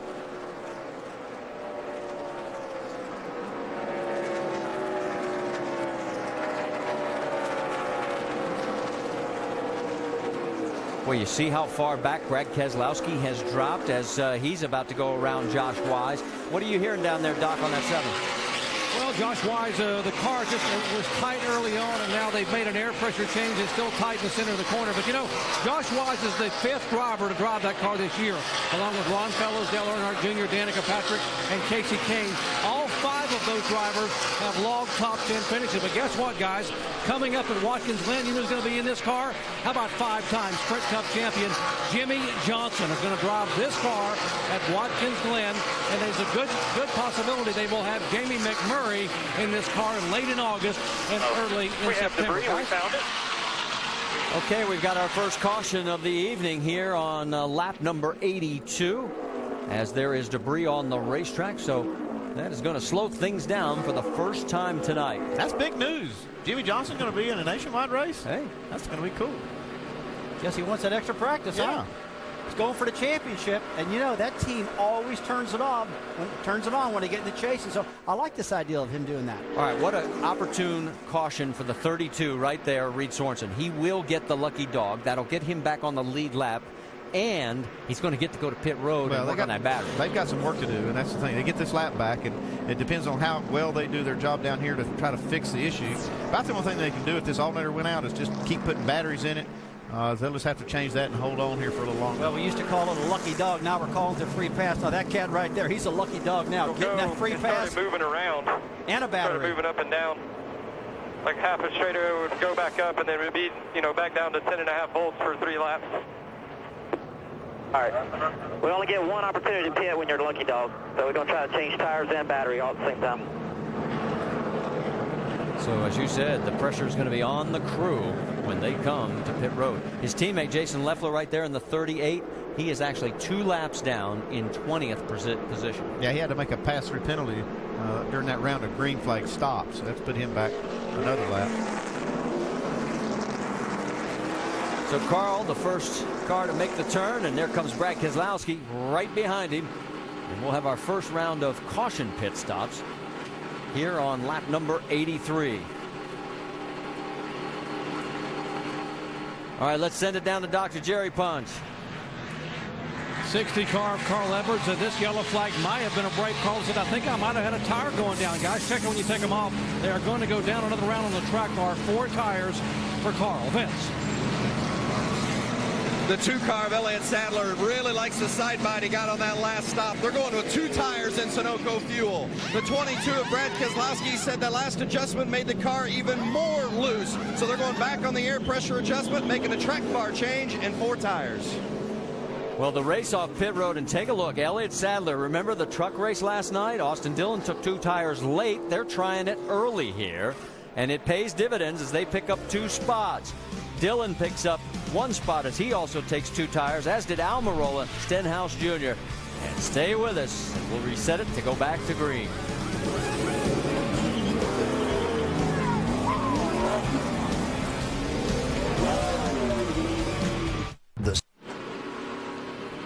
Carl Edwards won back here in April. He's running second right now. He's led 25 laps, but he has got a big problem. He got called for speeding entering pit road. Here's what happened on the radio. Yeah, except for their pace car was a little fast, and I did not go any faster than I normally go on our attack here. So I don't know what to tell you, man. I'm pay pretty close attention to that. Yes, you do. Yes, sir. So we go back to green flag racing with Elliott Sadler in the 2, Austin Dillon, Brad Keselowski, Eric Almirola, and Ricky Stenhouse Jr. in the 5, and the 60's going to have to work his way back up from the back of the field. He's at the top of your screen right now on the right side. You see the 60 coming into view right there. I got a feeling it's not going to take him long to carve through this traffic. I watched him yesterday in turn 1 a lot. His car was probably better in turn 1 than I've ever seen any car right here. Take a look at Sadler. Yeah. Dicing up with the 22 of Keselowski now. And Keselowski gets around him, and Brad retakes the lead. Brad's led a race high 59 laps so far tonight. We can tell you right now there are 14 cars shown on the lead lap. There's Austin Dillon as he is going after Eric Almirola. Yeah, Almirola took that spot from Dillon, and he takes it back now. So there you see Keselowski, then the 2 of Sadler, the 33 of Dillon, Almirola, and let's get an update on the 33 from Jamie Little.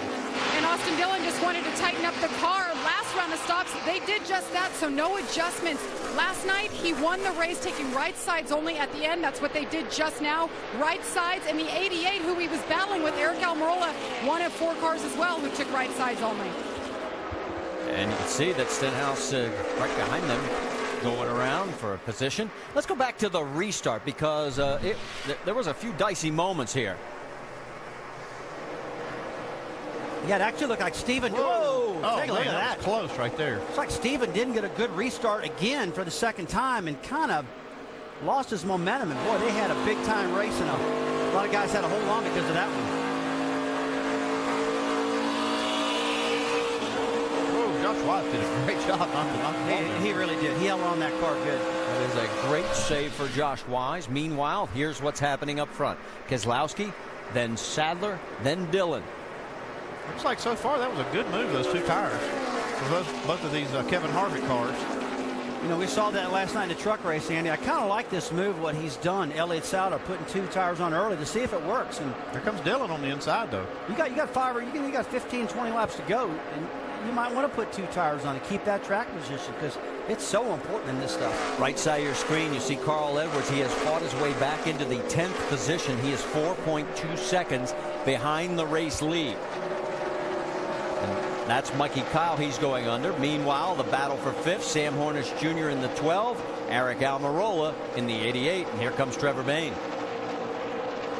Okay, we got a feeling we're gonna, loose. Yeah, Trevor's a little loose. I got a feeling we're going to see Sam Hornish full time next year. The folks from Alliance Parts, I think, are probably going to be on this car supporting Sam Hornish. It'd be good to see him back in here. I mean, he's been gone too long, I think. Too good a driver to be sitting on the sideline. Oh man, this guy's amazing behind the wheel. He's only run a handful of races this year. His best was back at Richmond in the spring. His last race was at Michigan, where he finished in 24th. see the right side of your screen there, the 09. There's Kenny Wallace. He's closing down on the 16 of Trevor Bayne. That's for that lucky dog spot. No, actually, he's in the lucky dog spot. Kenny Wallace is. Yep. Carl Edwards just set a blistering pace and put so many cars a lap down. Right now, there's only 14 cars on the lead lap. Kenny Wallace is the first one. That's one lap down. And that's why Kenny wants to keep the hustle going, because Josh Wise behind him in the 7 is the man that was trying. And there you see Carl getting past Josh Wise and closing now on Stephen Wallace for 9th.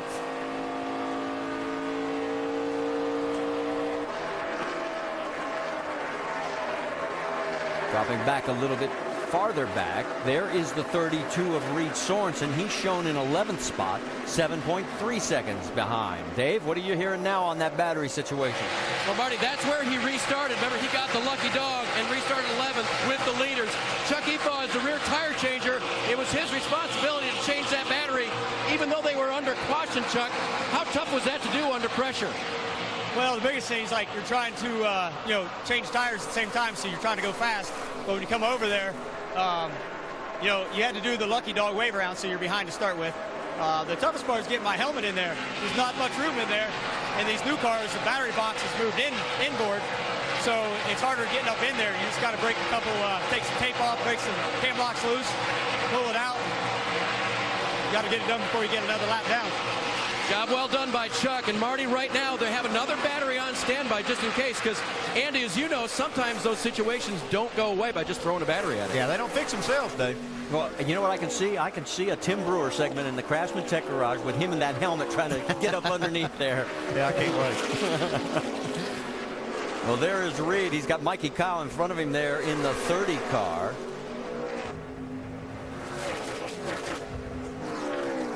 And as we mentioned, Reed was able to stay on the lead lap. He is shown in the 11th position. Kyle is actually one lap down. He's in 17th. Marty, about right now, as we're starting to see a transition in this racetrack, the lights have just come on at the speedway. I don't see any sun on it nowhere. It looks like it's trying to cool down a little bit. Now, look, we might have a hot outside ambient temperature, but when the sun quits shining on that track, things change a lot, Andy. And it looks to me those cars are probably start handling different right now. Yeah, it looks like Carl Edwards putting some heat on the track right now. Yeah. He is flying up through here. Yeah, he just moved into the 8th spot, getting around Justin Allgaier. And you saw from that wide shot the perspective of how far ahead Brad Keselowski really is. And there you see Eric Almirola as he has opened up a margin over the 12 car. There's your top 5. We're still not yet to halfway here at Nashville.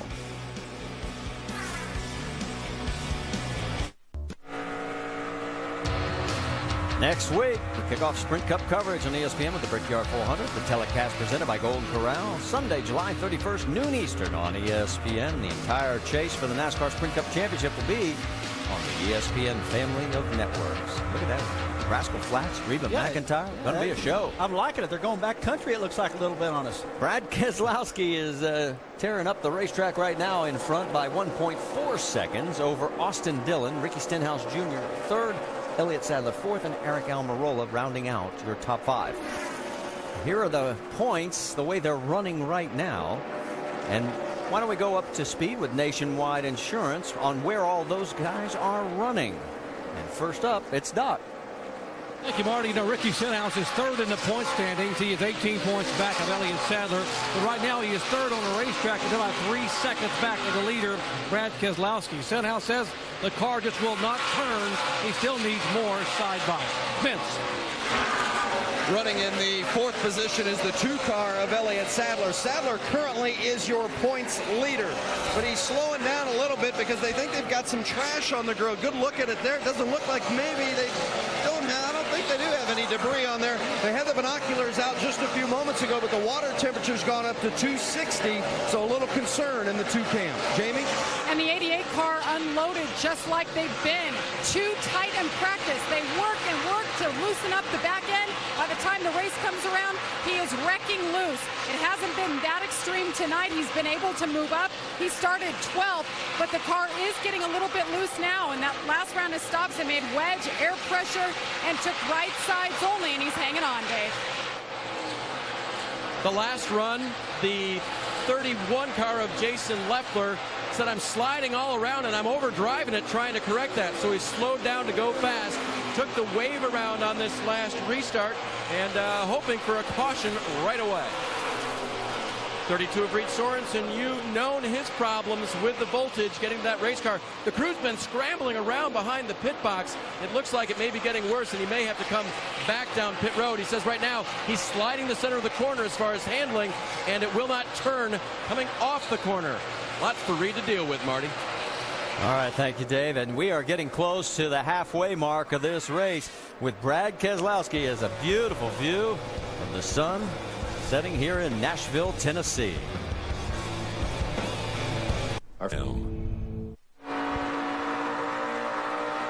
We're calling it Pastranathon. Travis Pastrana is going to compete in Moto X Best Trick on Thursday, then Moto X Freestyle at X Games 17 on Friday, and then heading to Indianapolis for Saturday's race in the NASCAR Nationwide Series where he'll make his debut, and then back to LA to compete in Rallycross on Sunday. The Pastranathon all weekend long on ESPN, and we wish him well. Welcome back here to the Federated Auto Parts 300. Make sure to go to NASCAR.com for all your latest NASCAR information, where we may have some issues going on with the 22 of Brad Keselowski, our race leader. Vince? No doubt about it, Marty, that Brad Keselowski's car and that 22 Dodge has been extremely strong throughout the course of this race, but right now having some power issues. Listen in. 235, 255. Yeah, something sounds weird, man. All right, switch boxes. We're at 13.5 volts. Yeah, I've dropped the cylinder big here.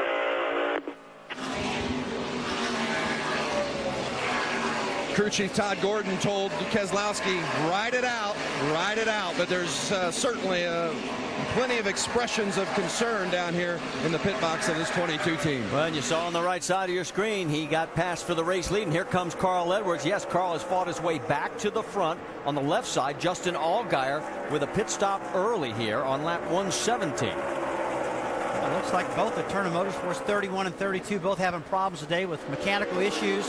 But I'm really amazed what Carl's doing right now, Andy. He just flew through this field. He started at the back of the field. He got that penalty.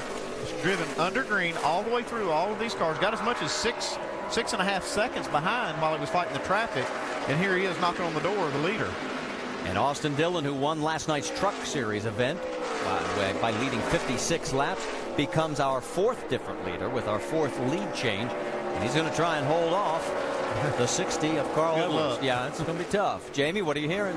Well, of course, those spotters are scanning radios of cars around their driver. Right away, when Brad Keselowski reported some issues, they told Austin Dillon, he has issues. Keep your eyes open. As soon as he starts falling back, just take over. Now they're just reminding their drivers, stay calm, continue to hit your marks. And remember, on that green flag pit stop, or the caution pit stop, I should say, they took 2 tires for Austin Dillon, and it's working for him. So there you see him out in front. And there it is with Edwards, Stenhouse, Keselowski back to fourth, and Sadler rounding out your top 5.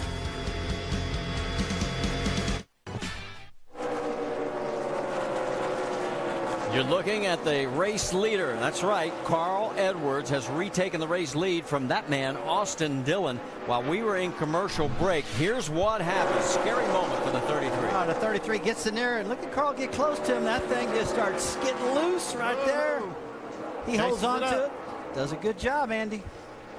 Yeah, you see, he just really put a lot of pressure. Makes him a little arrow loose. Gets out there. Dillon does a pretty good job there saving it. And Ricky Stenhouse then came up and almost ran over him, but did get around him, so he is now in third. Stenhouse Jr. second, Carl Edwards in first. And Carl has opened up a full 1 second lead, and Jason Leffler is in for a pit stop. Now remember, he had a penalty earlier in the evening, and he found himself 2 laps down at one point. He was on one of the 10 cars that took the wave around under the previous caution, the only caution we've had. He got one of them back, but he's probably going to end up another 2 laps down. And yeah, a few cars did that. An 18 car, Drew Herring, he's due for a pit stop also. And Justin Allgaier, that's why we saw him come to pit road. And there you see Eric Almirola as he is going around Brad Keselowski, as Keselowski's continuing to have problems. Well, you see Keselowski running really good through the middle of the corner right here. Now watch this. Right here, he starts losing all the ground. That's a real sign of a valve spring that's broke on that car. Uh-oh. Whoa, Mikey Kyle has gotten off Crowers. All right, stay on pit road there. Just bring it on around. Stay out if you can. Stay out if you can. Second caution of the night as we are working lap number 128. Yeah, going back to Keselowski, that problem he's got won't get better. It'll get worse. I need to go talk to him about that. Well, obviously we may have had some contact. Looks like him is going to be Brian Scott. Yep. Well, that's a good job of Kyle not crashing right there, because he looked like Brian Scott had him hooked pretty good getting in the corner. They put him right on pit road, didn't he? Michael Kyle running 19th right now, and as you get another look at it. I can't believe he didn't tear that splitter off that car. It held on pretty good right there. Yeah. Looks like he's okay. And it looks like he will stay just one lap down. The 09 of Kenny Wallace will get the lucky dog. Well, he fought hard for that. He fought that whole run to get that lucky dog waving around, and he gets it. He stayed ahead of Josh Wise. Those two were duking it out for that. He is in 13th position right now. Got all the Federated Auto Parts people here, and he's trying to make them proud, so he won't get that lap back and race his way back up front. Andy, it looks like the 22 of Keselowski. I mean, it looks like from the start-finish line on down, it just won't run. What causes that? What causes it? He's broken a valve spring, and what happens is it'll run pretty good right off the get-go, but as you build RPM, it just starts missing more and more and more. And that's the kind of thing that'll just keep getting worse as the night goes on. Is there a chance it's a spark plug or something like that? Well, there'll be a slight chance. Okay. So they come on down pit road as we'll send it down to Jamie Little. Well, as we saw from the replays, the 33 Austin Dillon very loose. He's asking for 4 tires. This time, air pressure go down. 1 round on the track bar, needs more forward bite. Doc? I mean, the 60 car is good. The 60 driver is not. Carl Edwards suffering from flu symptoms, and Cole said, I want water and an ice pack. 4 tires, no changes. In front of him, Ricky Stenhouse. So the car's a tick free in the turns. 1 round out of the left rear, 4 tires, and fuel. Vince. The 2-car of Elliott Sadler says he's just using up that right rear on that run. They're going to give him fresh tires, and now there's a good look at the 22. The motor guys on this Discount Tire Dodge team looking at the issue for Brad Keselowski. They've talked about possibly a valve spring. Maybe. Let's listen to the radio. It looks like they found something inside. We're listening to the Discount Radio Dodge radio team. Entering 3. Trying to work to determine whether it's a valve spring issue. They talked possibly about a... Okay, guys. The wire's good. It's on good. Right here, Mark. We're going to have to go here. It's all right, well, they're going to put him back out on the track, but obviously they're just trying to beat the pace car because they're coming around. And it gives us a chance to reset things for you when we come back. Bad break for the 22 tonight. Time for our 5-hour rapid energy rapid recap. Get you caught up on what happened so far. Loose, the key word early. Oh, yeah, big time. These guys started on a really hot racetrack, and they were all fighting, handling, slipping and sliding all over the place early on. And Reed Sorensen has a battery issue. Actually, it's an alternator that's gone out on this car, and they had to change batteries on the pit stop. He has managed to stay on the lead lap. Carl Edwards got a speeding penalty, went all the way to the rear of the field, and fought his way back into the race lead when that move right there where Austin Dillon got high. Brad Keselowski struggling with an engine. He was leading the race, went down on 7 cylinders.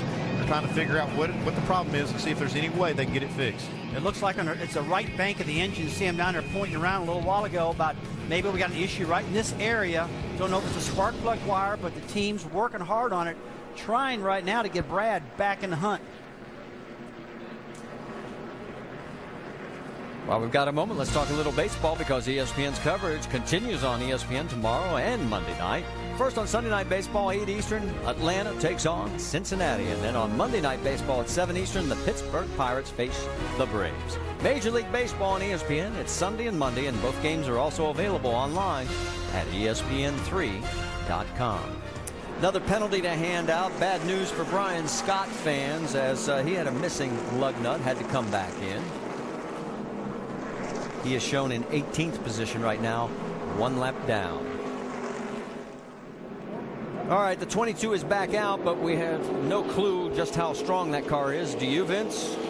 Well, there's good news and bad news. The good news that the wires were all secure when they were looking underneath that hood, but the bad news is that leads them to believe it's something internal. They're guessing at this point that it's valve spring related, but certainly not good news for this team of Brad Keselowski. A little bit down on power as well. Hands are tied at this point, Marty. Yeah, it would have been good news if they could have found those wires off, or they could just put it back on. It's just going to be hard to fix this car. You're just going to ride it out. Yeah, but you got a spark plug wire, valve spring like you're talking, Andy. I mean, he's in trouble right there. But one thing I've been looking at, guys, is 2-tire situation with a 33 car and a 2 car late in the race. That's something I'd be doing. They proved that it's working. All right, let's reset it for you here on the restart, as it will be Carl Edwards in the race lead. Kenny Wallace, we told you, gets the lucky dog. We now have 14 cars on the lead lap. They're the cars that got the wave round. Only the 31 of Justin Allgaier is back on the lead lap. He is shown in 14th position. That last caution was a big break for Drew Herring. He was out there on that wave round strategy from the last caution, and he caught the caution before he had to make his green flag stop. And he is going to restart in 10th position. So it's Edwards, Stenhouse, Sadler, Almirola, Dillon, and Wallace. That's your top 6 as they come down towards the front straightaway. Flag in hand, and we're back to green flag racing.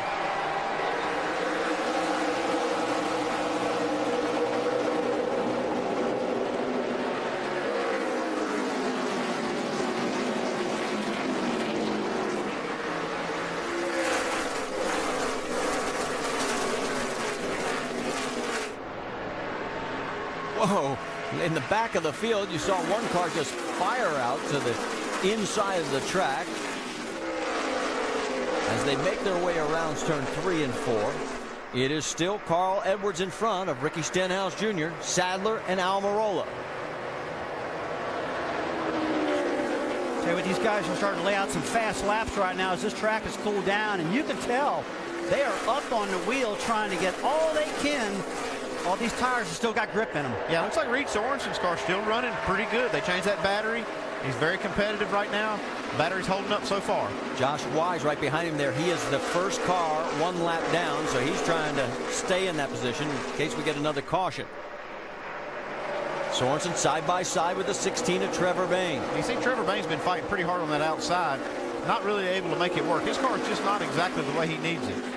You know, but it looks like the groove is really widened out, Andy. I mean, you see the color of the racetrack has got blacker and blacker higher, so you do have a groove to race up there, but sometimes you just flat faster dead on the bottom. Stephen Wallace has got Reed Sorensen all over him, and here he comes looking to get underneath the 66.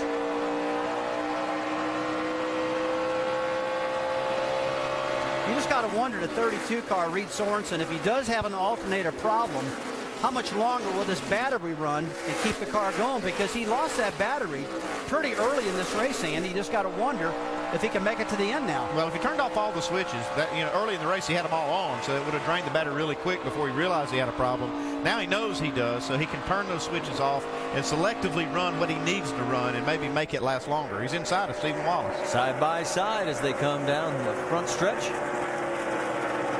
He's got a nose in front of the 66. And it looks like he will clear him into 1. Let's get an update on that 66 from Jamie Little. Well, Marty, they've been working on this car all night long. He started second and then quickly dropped back to about 10th position. Every single stop, though, they've gone down on that track bar, and that has been the right move. The car is the best it's been all night as Stephen Wallace continues to move up into the top 5.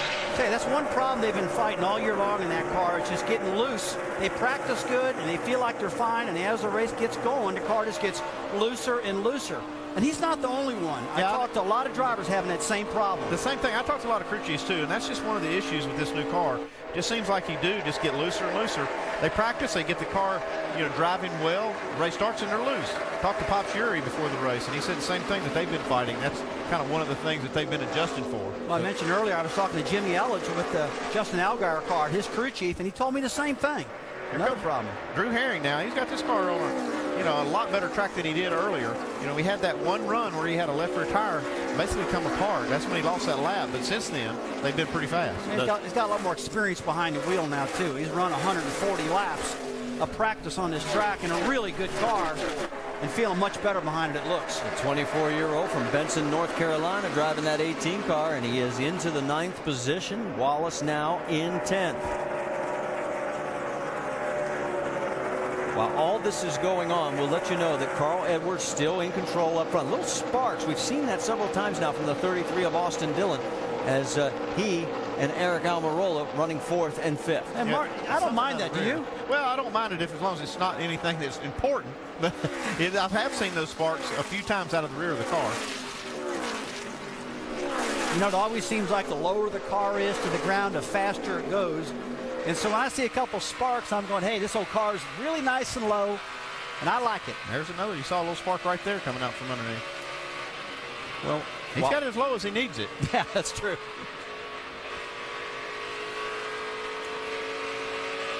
On board with Eric Almirola there, and you can see the gap from the 33 of Austin Dillon back to Almirola. And where's your race leader? It's Carl Edwards, and he has just passed Clint Boyer for the most laps led here at Nashville.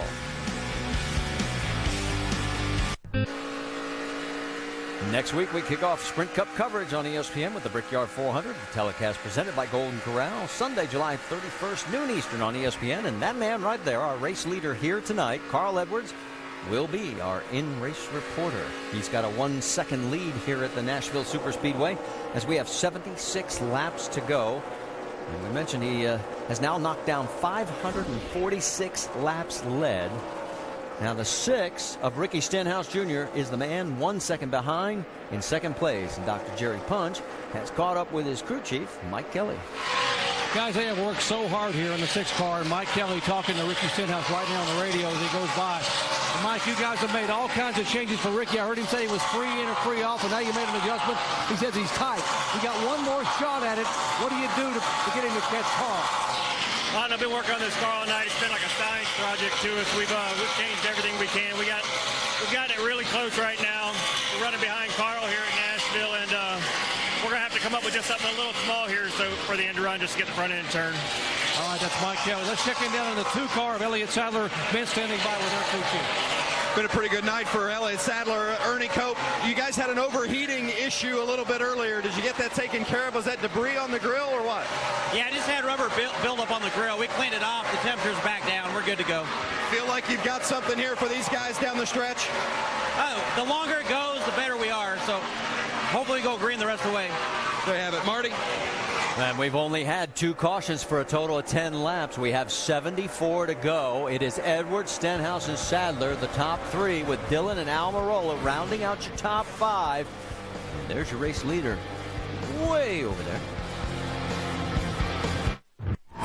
The NHRA heads out west this weekend for the start of the annual Western Swing. And with only 5 races remaining before the countdown to the championship, the teams are starting to feel the pressure. Any slip during the grueling stretch could end all hopes for a berth in the countdown. Finals Sunday at 7.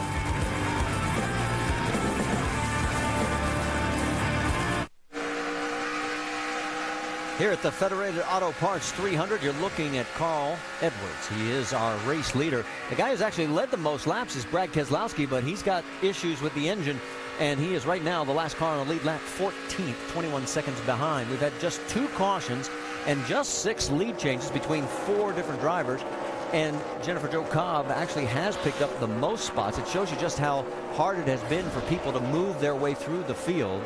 She picked up 11 spots. She's running 29th right now. Drew Herring has gotten around Reed Sorensen, and Herring doing a great job here in the 18 as he has worked his way into the 7th spot, and Sorensen back into the 8th. Dave? I think we've seen this movie before with Reed Sorensen. These guys have battled back from problems earlier this year, even problems just of handling when Reed simply says the car's out of control, you got to help me. As he gets pressure from Brian Scott now, Reed's been able to turn this around. They've had the voltage where they need it to last the race, they believe. We'll see if Reed can get his way into the top 10 further. Doc? You know, the folks at Joe Gibbs are very high on the 24-year-old Drew Herring, or else they wouldn't put him in the 18 car that Kyle Busch had so much success with. You know, Herring started 17th. The car was so free early on. He went back to 23rd, lost a lap, took the wave around, came in. He saw the tire issue in the left rear, and now he has driven this car back up in the 7th position. He is getting a lot of help, guys, from the spotter, which is Joey Logano's regular spotter, Mark Roberts, and Mark is helping teach this young man how to drive on a track this size, guys. Well, and at the beginning of the race, we pointed out when he was going a lap down that, you know, he hasn't had a lot of experience in this car, but you pointed out, Rusty, he's now got 161 laps, and he's made some big improvements. Oh, there's nothing any better, Marty, than getting experience right on the racetrack in the real race, and he's just figured this car out now. He's figured this track out. He's making good communications with his team, and it's obvious what he's doing now. I'm looking at his lap times, and they're pretty doggone sporty. He was exactly on the same lap time as race leader Carl Edwards, a 31.8 second lap last time by. So doing a good job. And in second spot, you've got Ricky Stenhouse, then Elliott Sadler, and the 33 of Austin Dillon. You know, we talked to a couple of the other crew chiefs. Why don't we talk to Austin's, Jamie? That would be David Hyder, and earlier on we talked about the fact they took right sides only, and it worked for him. He stayed out and led a few laps. David, here at the end, do you guys think you'll continue and take right sides only? That won the race for him last night in the trucks. Well, it worked good for us. Having the air pressure up in the left, tighten the car up enough where he can run on the short run. And it didn't hurt us none on the backside of the run either. So we'll definitely consider it towards the end here and see what happens. Well, he's getting a little bit loose. We're hearing drivers are getting a little bit loose now. What kind of adjustments can you make on this last stop?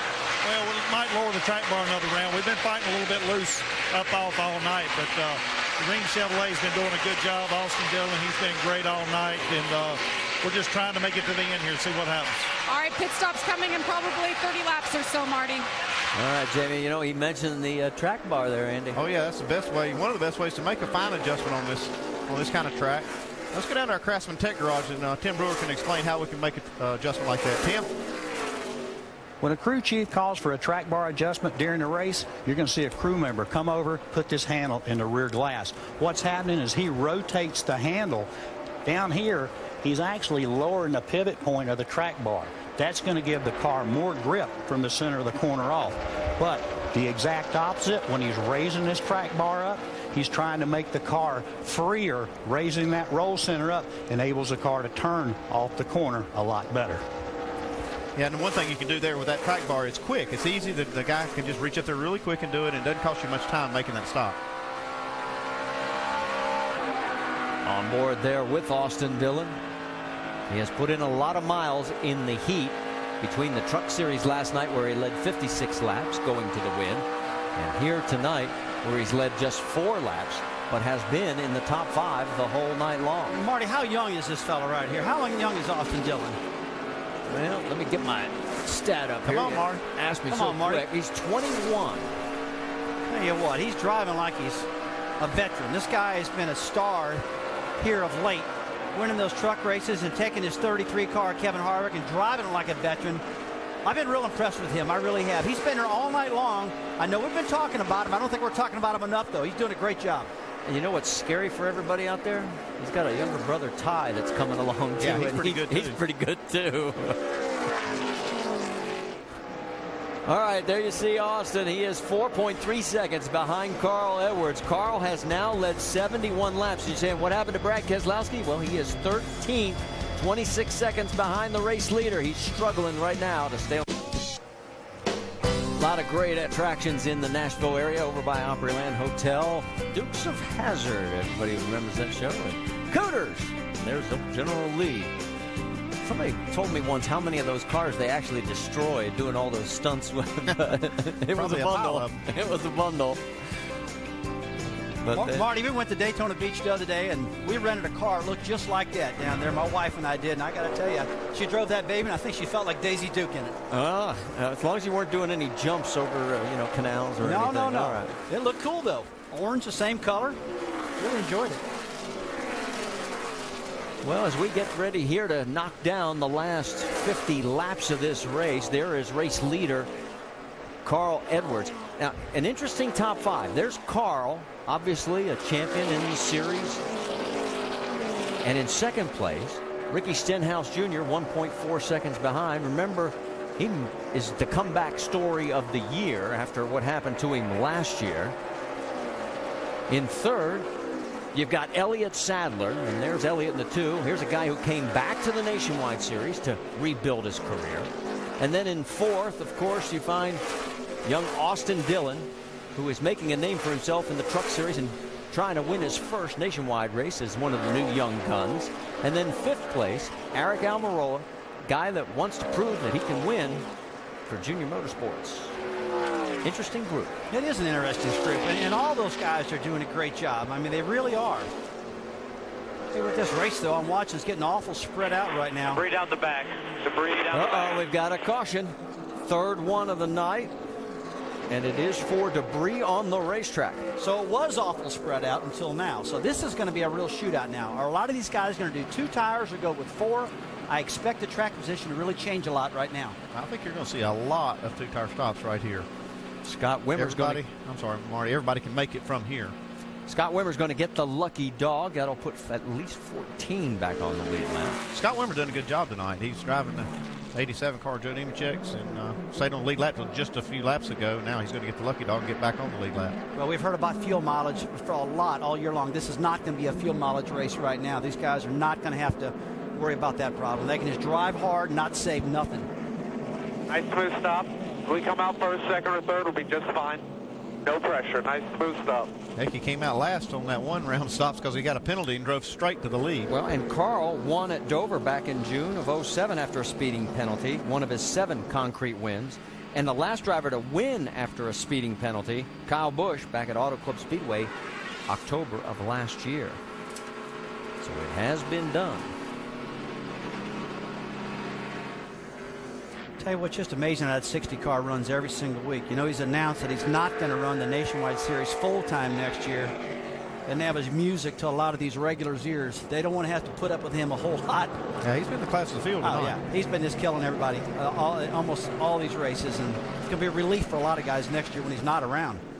Okay, one of the things we're waiting for, we just got word from NASCAR. They are correcting an error that happened at the last round of pit stops, and we see Mike Bliss going in front of us here at the start-finish line. In the 19 car, will get a lap back, so he's getting to go around and catch up to the back of the field. Let's get ready for this last round of stops. Jamie Little, it's all yours.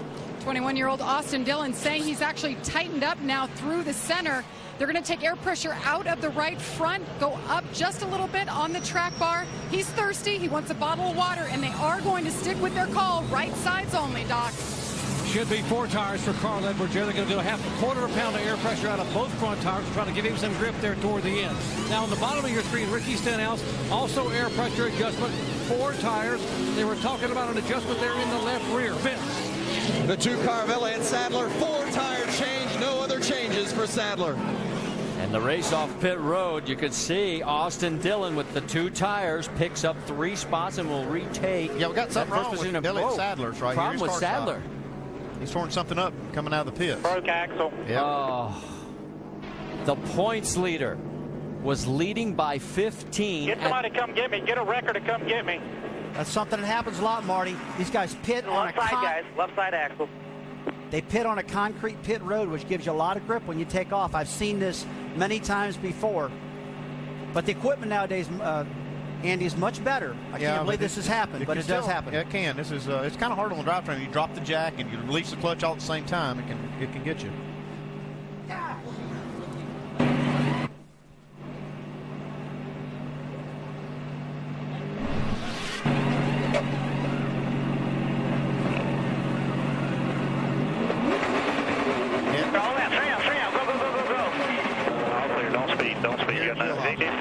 You heard it there. We're done, guys. We're done.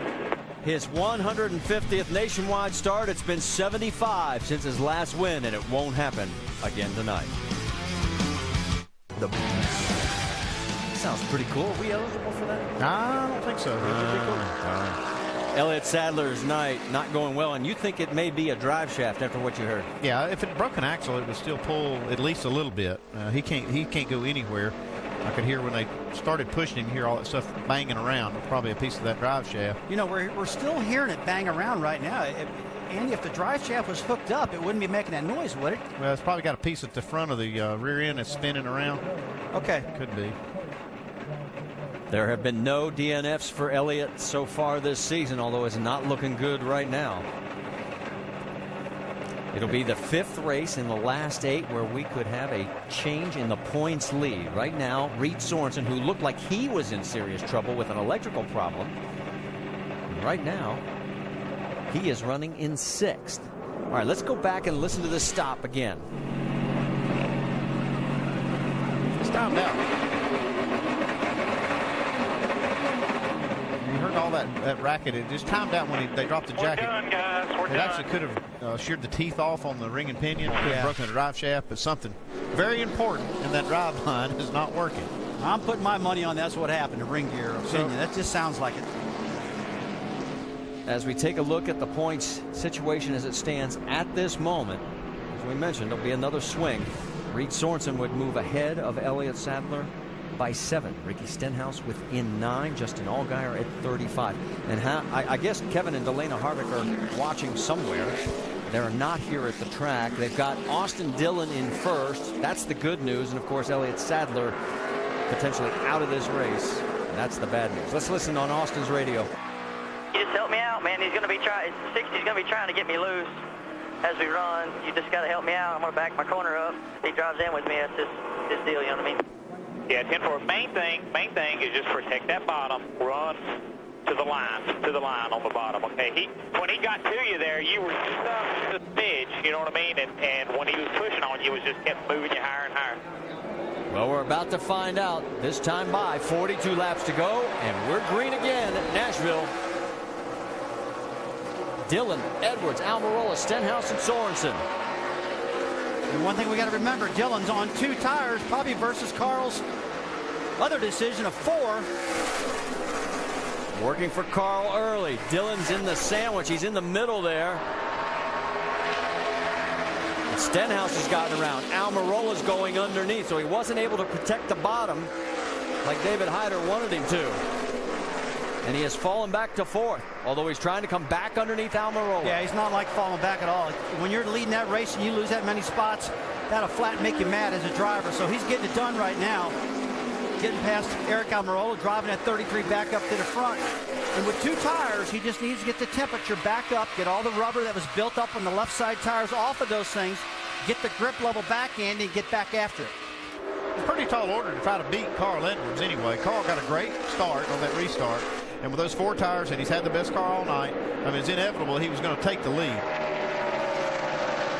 So 21-year-old Austin Dillon shown in 3rd place right now, just ahead of Eric Almirola.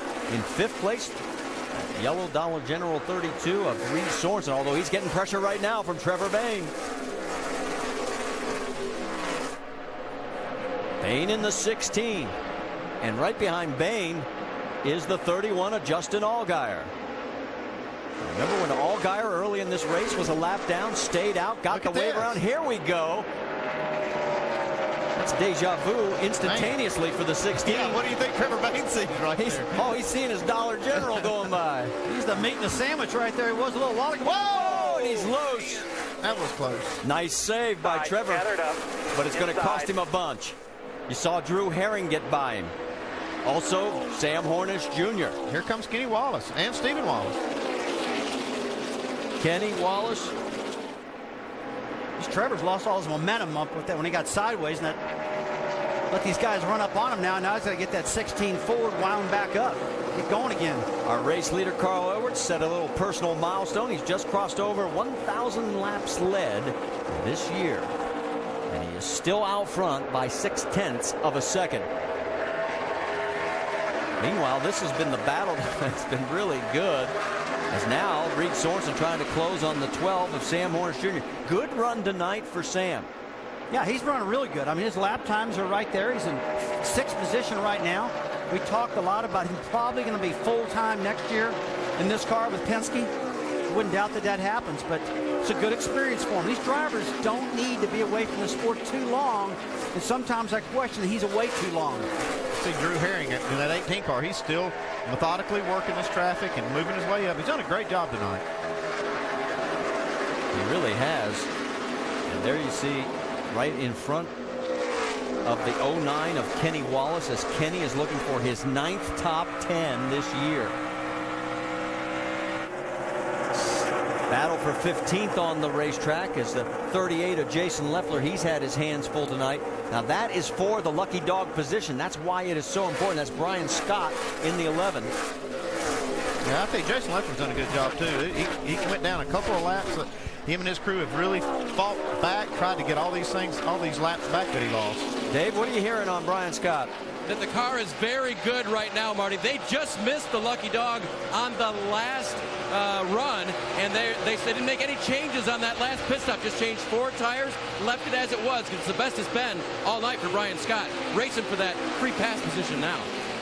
And he's got it for the moment, but here comes Leffler again. Stephen Wallace, who is on the lead lap in 11th position, has got a great view of this. Yeah, and he's going to have a hard time getting by these cars because they don't want to give this lucky dog spot up. They're going to race hard for it. No, they don't. Those two guys are lap down right now. Mikey Cowell right behind Stevens, a lap down too. He's kind of sandwiched in between these guys. They got pretty good cars. They got themselves in trouble early and got a lap down. And a little further back, the 62 of Michael Annette is in jeopardy of not finishing on the top 10. He's a lap down as well. Remember, he had a string of 5 out of the last 6 races in the top 10. All right, while all this is going on, Vince is caught up with a very disappointed Elliott Sadler.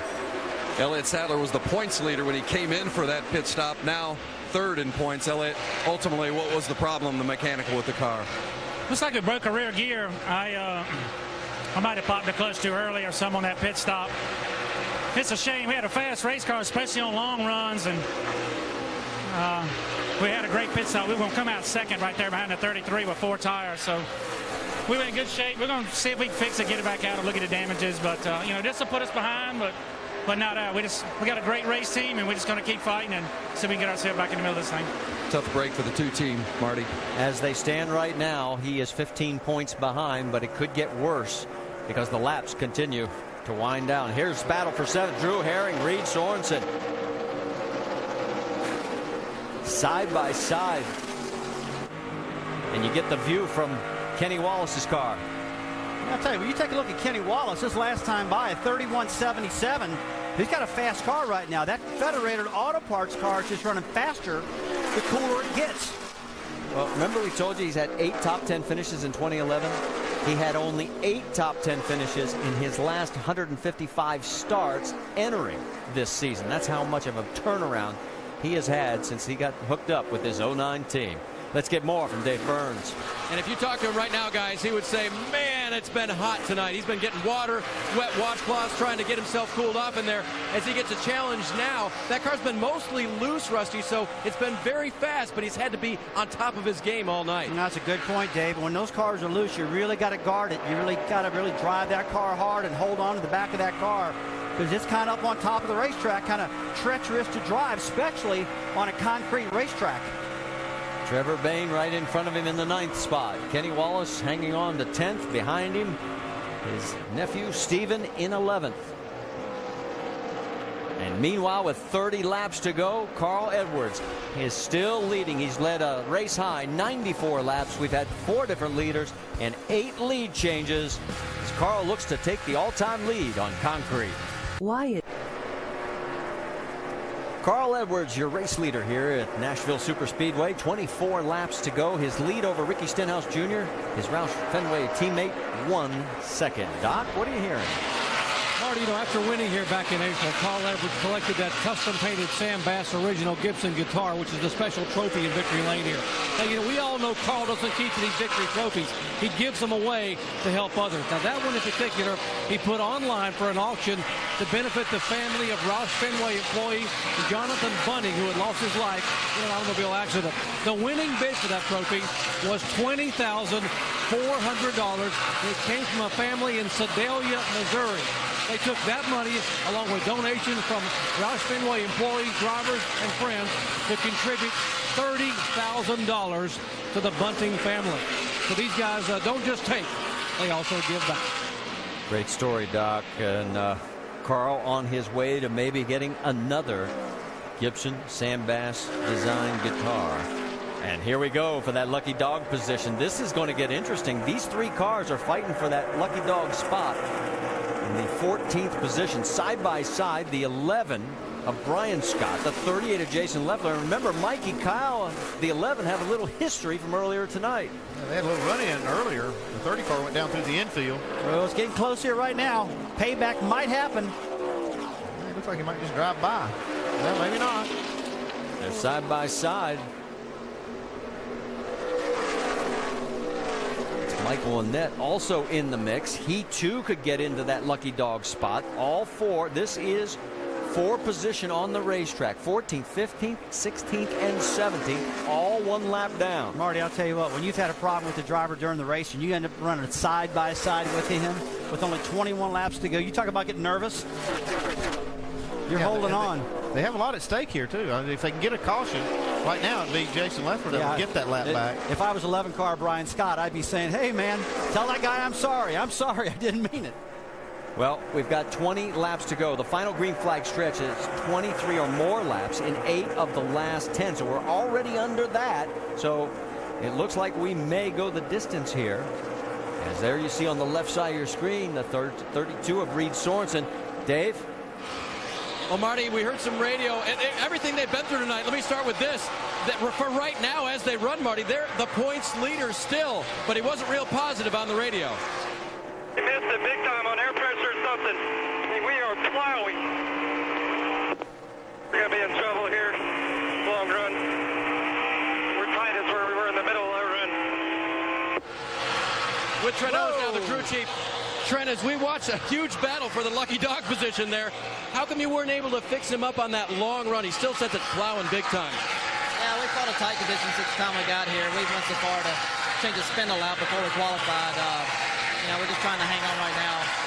We definitely expected more out of our car. Dollar General, just the headquarters, we hope for a good run. But if we can manage a top 10 here, having to change the battery and all that stuff, it'll be a good night. But glad Justin's having a good run in the Dollar General car, too. Relatively speaking, it might turn out okay, guys. And you heard Andy over here go, whoa, when we saw that action. As I'll take the blame for that one. That was me. It was you? I looked in the right side and saw that guy just about get sideways to 38 and 11. How about another battle? How about Allgaier, man? He's really done a good job of getting his car up front. He started out really loose all weekend. And he needed this run desperately because he has had some terrible runs lately. I mean, in the last 5 races, his best finish was 5th at Daytona and nothing else until a 10th last week at New Hampshire. Look at this race. Oh, now they get together. Look out. The 11 runs up again, making contact with Leffler. Both able to recover. On the right side, Allgaier trying to pull away from Eric Almirola. Looks like Michael Annette might have slipped into that lucky dog spot after all that. Now that is not for position. Stephen Wallace is on the lead lap in 11th position. Brian Scott is not. That had to happen sooner or later. They were running so close, and when you get down side by side, that car at the bottom is going to get loose, and it did with Brian Scott. So not a big surprise to me. I don't know what kind of damage these two might got out of that, though. Let's go back and take another look at it, see if we can see if either car picks up any damage. Classic case of getting loose. Brian Scott up in the 38. What about that left rear tire? See that? A lot of rub marks in the left rear of Leffler. We've seen a lot this year that have caused flat tires. Well, Leffler wasn't giving him any extra room on the bottom. Brian Scott trying to fight his way by. Yeah, Jason will run you close. I've seen it a lot this year. He's a hardcore racer. We'll let you know the 2 is coming back out onto the racetrack. So the crew gets Elliott Sadler with a rear gear situation. He is 31 laps down, shown in the 30th position. All that noise I heard with all the teeth on the ring and pinion bouncing around inside the housing. This sounds better. Unfortunately, there's not enough laps left by my calculations for him to be able to gain any more spots. Because Jennifer Jo Cobb is ahead of him in 29th. She is 13 laps down. He's 31 down. Well, the key thing is he won't lose any more spots. If he hadn't gone back out, he would have lost at least one more spot, so he'll save that one. Marty, a lot of times when that happened to me, and I'd have a mechanical problem, I knew I couldn't gain nothing, the guys would say, just get back out there and get this car back on TV. Our sponsors need some attention. And a lot of the times, it's just that simple. That's the reason they go back out. Well, there's Carl Edwards with just now 13 laps to go before he could pick up another win on the concrete. And look behind him. Stenhouse is right there, though. Stenhouse, and here are the Roush Fenway 1-2 finishes in 2011. And this is in 3 of the last 8 races. And of course, Carl was involved in all 3 of these finishes, winning at Michigan, second at Iowa and Charlotte. You have to wonder just how hard Carl's running. Is he just running hard enough to stay in front of his teammate, or is this all he has? Last lap for Carl, 31.9. Stenhouse ran a 31.8. I can tell you one thing, Stenhouse is driving the wheels off. Yeah, he's not saving anything. No, that thing's slipping and sliding all over, Andy. 11 laps to go here at the Nashville Superspeedway.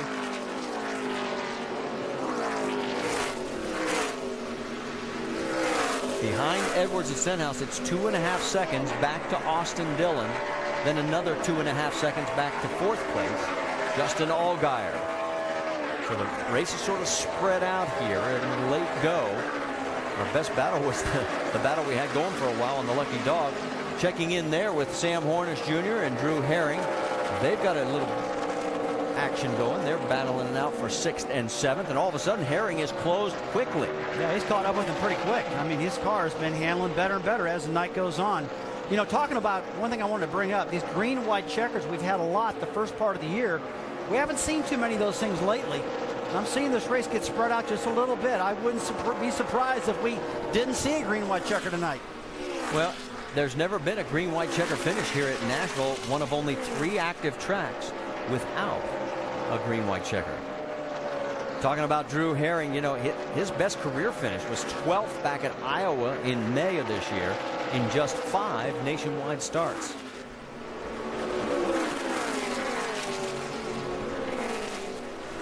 You know, if you're a young driver, you want to get in a car and you can do it, that's one of the cars I'd want to jump in. Yeah. I can tell you that. I'd rather get in that car right there, a car like the 33 at Kevin Harvick, something like that. If you're a young guy and you got an opportunity to get in it and do it, man, that's 2 good cars to try it out in. Herring just can't seem to close the gap any further than that.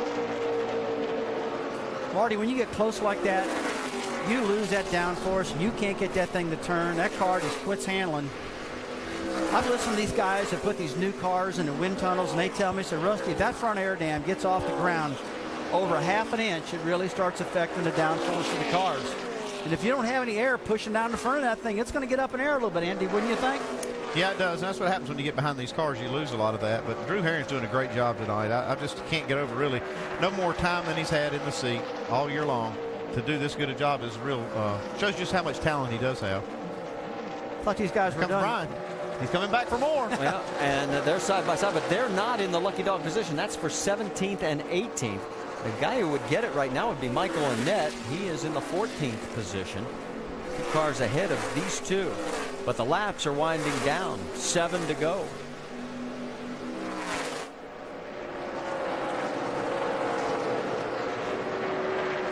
There's the man who's been in control for a total of 118 laps. Now, Carl led 148 of the 225 here in April when he won. And remind you again, he got busted for speeding early in the race and went all the way to the back of the field. And he has done this once before where he got caught for speeding and came back to win. Well, him and his car and his team have been in class of the field tonight. And all year long, this new Mustang that Roush Fenway runs have just really got this chassis package figured out. It's been a fantastic year so far for this organization. Well, the driver leading the most laps has won the last 7 nationwide series events on concrete. Carl could become the all-time winner on concrete in just 5 more laps. Four more times. Clear by 5. Stenhouse not able to close any more than that 8/10 gap that we've seen the last 5 or 6 laps.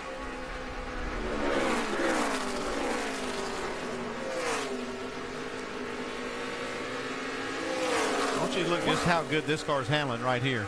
Yeah, we noticed Carl Edwards, this. just a second, they're coming off the 4. And look, mono hands. This thing's driving so good, it drives itself. how does he know we had the onboard camera on him at that point? Now, you actually can get people to think he can do that without steering that thing. Well, he's going around the 19 of Mike Bliss. Bliss in 24th. He is 7 laps down. I'll tell you, one car I'm really amazed about is Brad Keselowski. It's still going, and it's not that far off the pace, guys. Only about 0.3 of a second. Makes me think that maybe it wasn't something internal, Andy. I don't know. He would be running 12th if it was running good. Yeah, he's definitely down a cylinder. I think he could run that quick on 7. Maybe it's 7.5, huh? Yeah, 7 1/4. 2 to go. 2. Staying the same, about 6 back. Well, at the beginning of the broadcast, we talked about the fact that we're only 2 Cup regulars here, but they were 2 good ones. Brad Keselowski's had a few problems. Carl Edwards had a speeding penalty, but he has overcome that, and everybody has thrown a lot at him. I mean, Brad led 89 laps. Austin Dillon led 9. Elliott Sadler led 3. Ricky Stenhouse Jr. is doing everything he can to try and close in on his teammate, but Carl Edwards is just that good.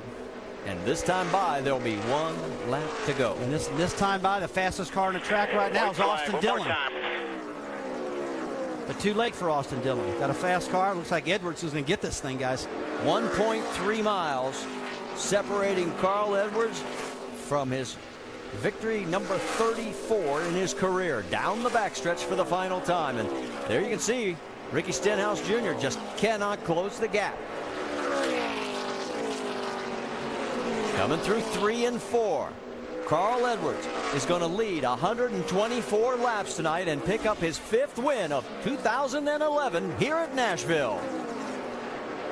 Austin Dillon, 3rd place. Good job. Awesome job, guys. All weekend. It's over, right, Jason? 10-4. It's over. Real good job. Some good runs tonight by guys who needed them. You saw Justin Allgaier in 4th. He desperately needed a good run to get back into the points championship battle, and he does. Let's check in with Dr. Jerry Punch. He's called up. A very happy crew chief for Carl Edwards. And Mike Beam up here high-fiving the crew, and rightfully so. You know, if you were a baseball player, you would have been a perfect 4 for 4 tonight, because every time Carl had a complaint, you nailed the repair, the fix on pit road. How often does a crew chief have this kind of a perfect night? Well, I'm very blessed to have Carl Edwards. Like I told you earlier today, he knows exactly what he wants to feel on this concrete, so it makes my job and Scott Gray's, our engineer, job a lot easier. And he's just such a great guy to work with, a lot of fun. And this pit crew, it's like I said, our joke is, it's been 4 races since we won, so we really feel like we're in a slump here. But it's just a lot of fun. Fastenal and Ford and Valvoline and all the people who support this, and Robbie Reiser and the production group, they're just awesome. They build us great cars, and we won with this car here earlier, but we made it better, with Ford's wind tunnel time, and so it's just a lot of fun. All right, Mike Beam, the winning crew chief, and you know what these fans are waiting on now, guys? And Carl is not going to disappoint, as he is already into the stands and heading for the fans. There he goes. The heck with a stairway. Let's just climb the fence. Yeah, I was looking down there to try to find the staircase. It's not there. He's just got to leap over it. And man, these fans love this. He's trying to make his way through to say hi to everybody that he can. I think he's finding this one just a little harder than in the past. So as he continues to work his way through, the high fives and the celebrations.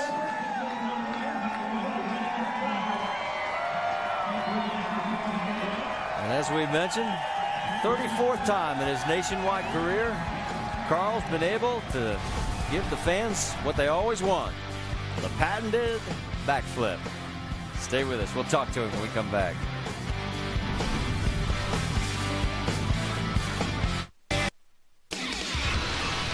NASCAR Nationwide Series at Nashville is brought to you by Verizon, America's largest and most reliable wireless network.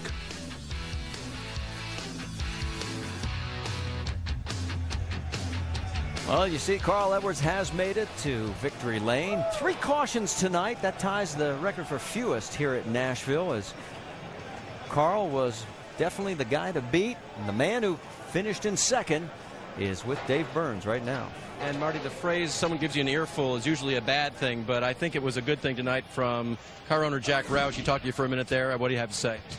He told me I act like I won this race, to hold our head high. We've come a long way as a race team, but nothing's better than winning. But Carl's Fast and All Mustang was really fast. I wished maybe we would have had Black Angus beef on this thing in Cargill. Maybe we could have had that little bit extra thing that we needed. But got to thank Nationwide Insurance for this awesome series, man. We're having a blast out here, and good day for Roush Fenway. All right, his car was loose, it was tight, and they finally got it close enough to finish second tonight, Marty. And he's now 5 points out of the lead held by Reed Sorensen. And let's go to our One Main Financial Victory Lane. Dr. Jerry Punch, it's all yours. All right, Carl Edwards still sitting in the car catching his breath, and now Carl will climb out. And we're going to back away because the first thing that's going to happen is they're going to give Carl a cold shower down here with the water. Oh, my gosh. Concrete Carl. And there is the Gibson guitar, and Carl loves to play the guitar. We told you what he did with the one he won back in April, a great auction to help another family. Sam Bass there getting a handshake, and congratulations from Carl. And Carl, again, another impressive performance here on the concrete night. Now, before I ask you about the race, you would not shake hands with anybody before the race. You said, I have a cold and flu. How many people did you just get sick up in the stand? It's not the flu. It's not the flu. Cold, okay.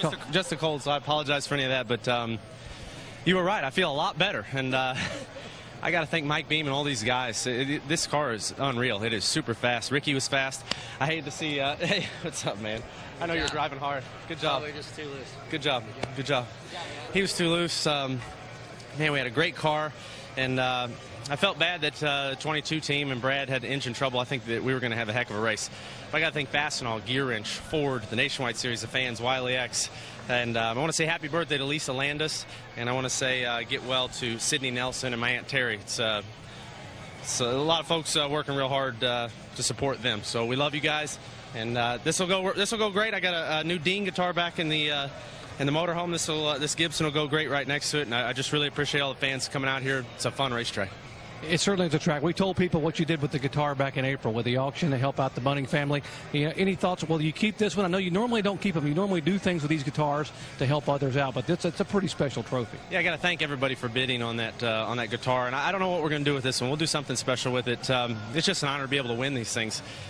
This is such a neat program. Sam Bass does such a great job, and whoever ends up with this guitar, whether it's one of our fans or the race team or a sponsor, they're going to love it. I mean, these things are great. So I just appreciate everybody coming out here. It was a huge crowd tonight, and that was cool to see. Hey, congratulations. By the way, Concrete Carl now king of the concrete, 8 total wins, more than anybody else. All right, thanks a lot. I really appreciate it. Carl Edwards, guys, and he said if I win this race, I might feel better in victory lane. And I said, I promise you will. And so he is here celebrating now. Jamie.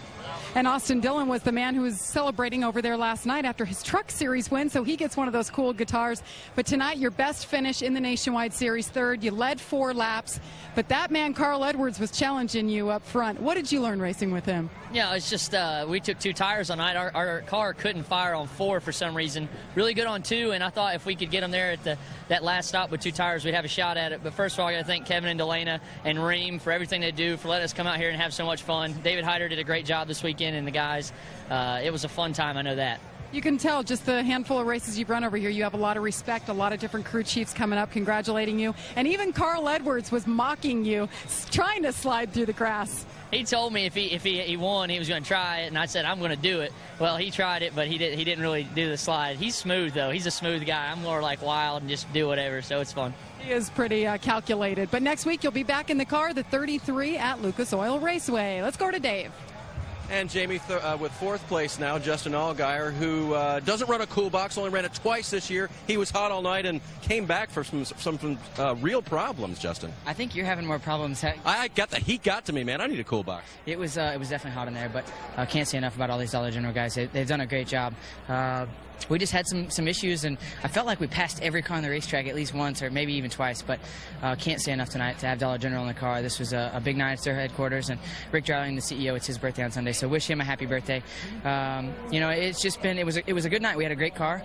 We just needed some track position, and was frustrating watching Carl up there, drive away with it. But congratulations to him, and just can't thank Nationwide Insurance for all they do, and all of our partners at Turner Motorsports, Dollar General, Great Clips, AccuDoc Solutions, of course, Brant. They're my normal colors, and I guess we'll go on to next week. We gained some points, and that's what we got to do. So.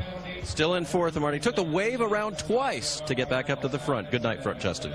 And he picks up about 11 points, and that really does help him because he was in jeopardy of falling over a full race behind. Take a look, and you can see that it is Reed Sorensen by 5 over Ricky Stenhouse, 14 over Elliott Sadler, and now just 30 over Justin Allgaier. So this championship battle, after 20 of 34 races, far from over, guys. Oh, it's not even close to being over. It's awful tight there, Andy. Eric Almirola in fifth spot there. He gains 10 more points on the leader. And speaking of Eric Almirola, he's with our Jamie Little. Good points night for him tonight. 2 top 5s in a row. You guys struggled there for a while, and Pops Uri Sr., you talked to him in the garage. He's just frustrated in practice because your car does one thing and then a different thing in the race. How was it tonight? Were you guys able to peel it back and make the right adjustments? Yeah, this was the first time we've had what we had in practice kind of in the race. It was real similar to practice. So we struggled a little bit with just being a little bit tight in the center and kind of loose off, but really proud of everybody at Junior Motorsports, man. 2 top 5s in a row. We're building. We're getting better each and every week. All the guys back at the shop been working really hard. Everybody at Hendrick Engines been working hard to give us better engines each week. So Pops and all the boys on our Degree Men Chevrolet did a really good job this weekend. And we had speed all weekend. We were pretty fast. I messed up a little bit qualifying, but at the drop of the green flag, we started moving to the front, and we ran pretty much top 5 all night. So really proud of that. Every week it seems like you have a different teammate in that 7 car, but the last 2 races, Casey Kane was in there. What did he bring to the team? I know he was going to kind of assess where you guys were, and it seems like it's helped. Yeah, it has. He's helped a lot. I think, it's not a secret. We haven't been as good as we wanted to be. We want to contend to win races. We want to run top 5 like we do this week, every week. And we haven't been doing that at the beginning of the year. So Casey got in, and he's got a lot of experience. So he come in and brought a lot of help over to us, and just kind of, validated a lot of what we were seeing just with the race cars and kind of how we've been changing from practice to qualifying to the race and stuff. So he was a big help. I feel like we've learned a lot over the last month, maybe even 2 months. So we've been getting our stuff a lot better. Pops and everybody, and Tony Jr., everybody back at the shop's been working really hard. So when you have good nights like this, it's fun because it shows off all the hard work. That's right. You've been working hard too. Eric Almirola, 5th tonight. Let's go over to Vince. Sam Hornish survived the fitness test tonight. No air conditioner in that car, but looks good, and you guys had a terrific run. Season best 6th place finish. How was it? Good shot in the arm for you guys.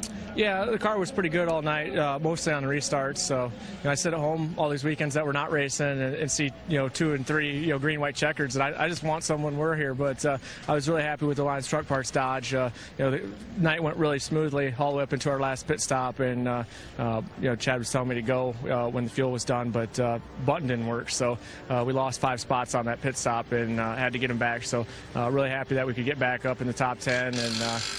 Think that we might have been able to be 4th or 5th, but all in all, a good weekend for us, and something to build on. And it's going to be a long month and a half before I get to race again.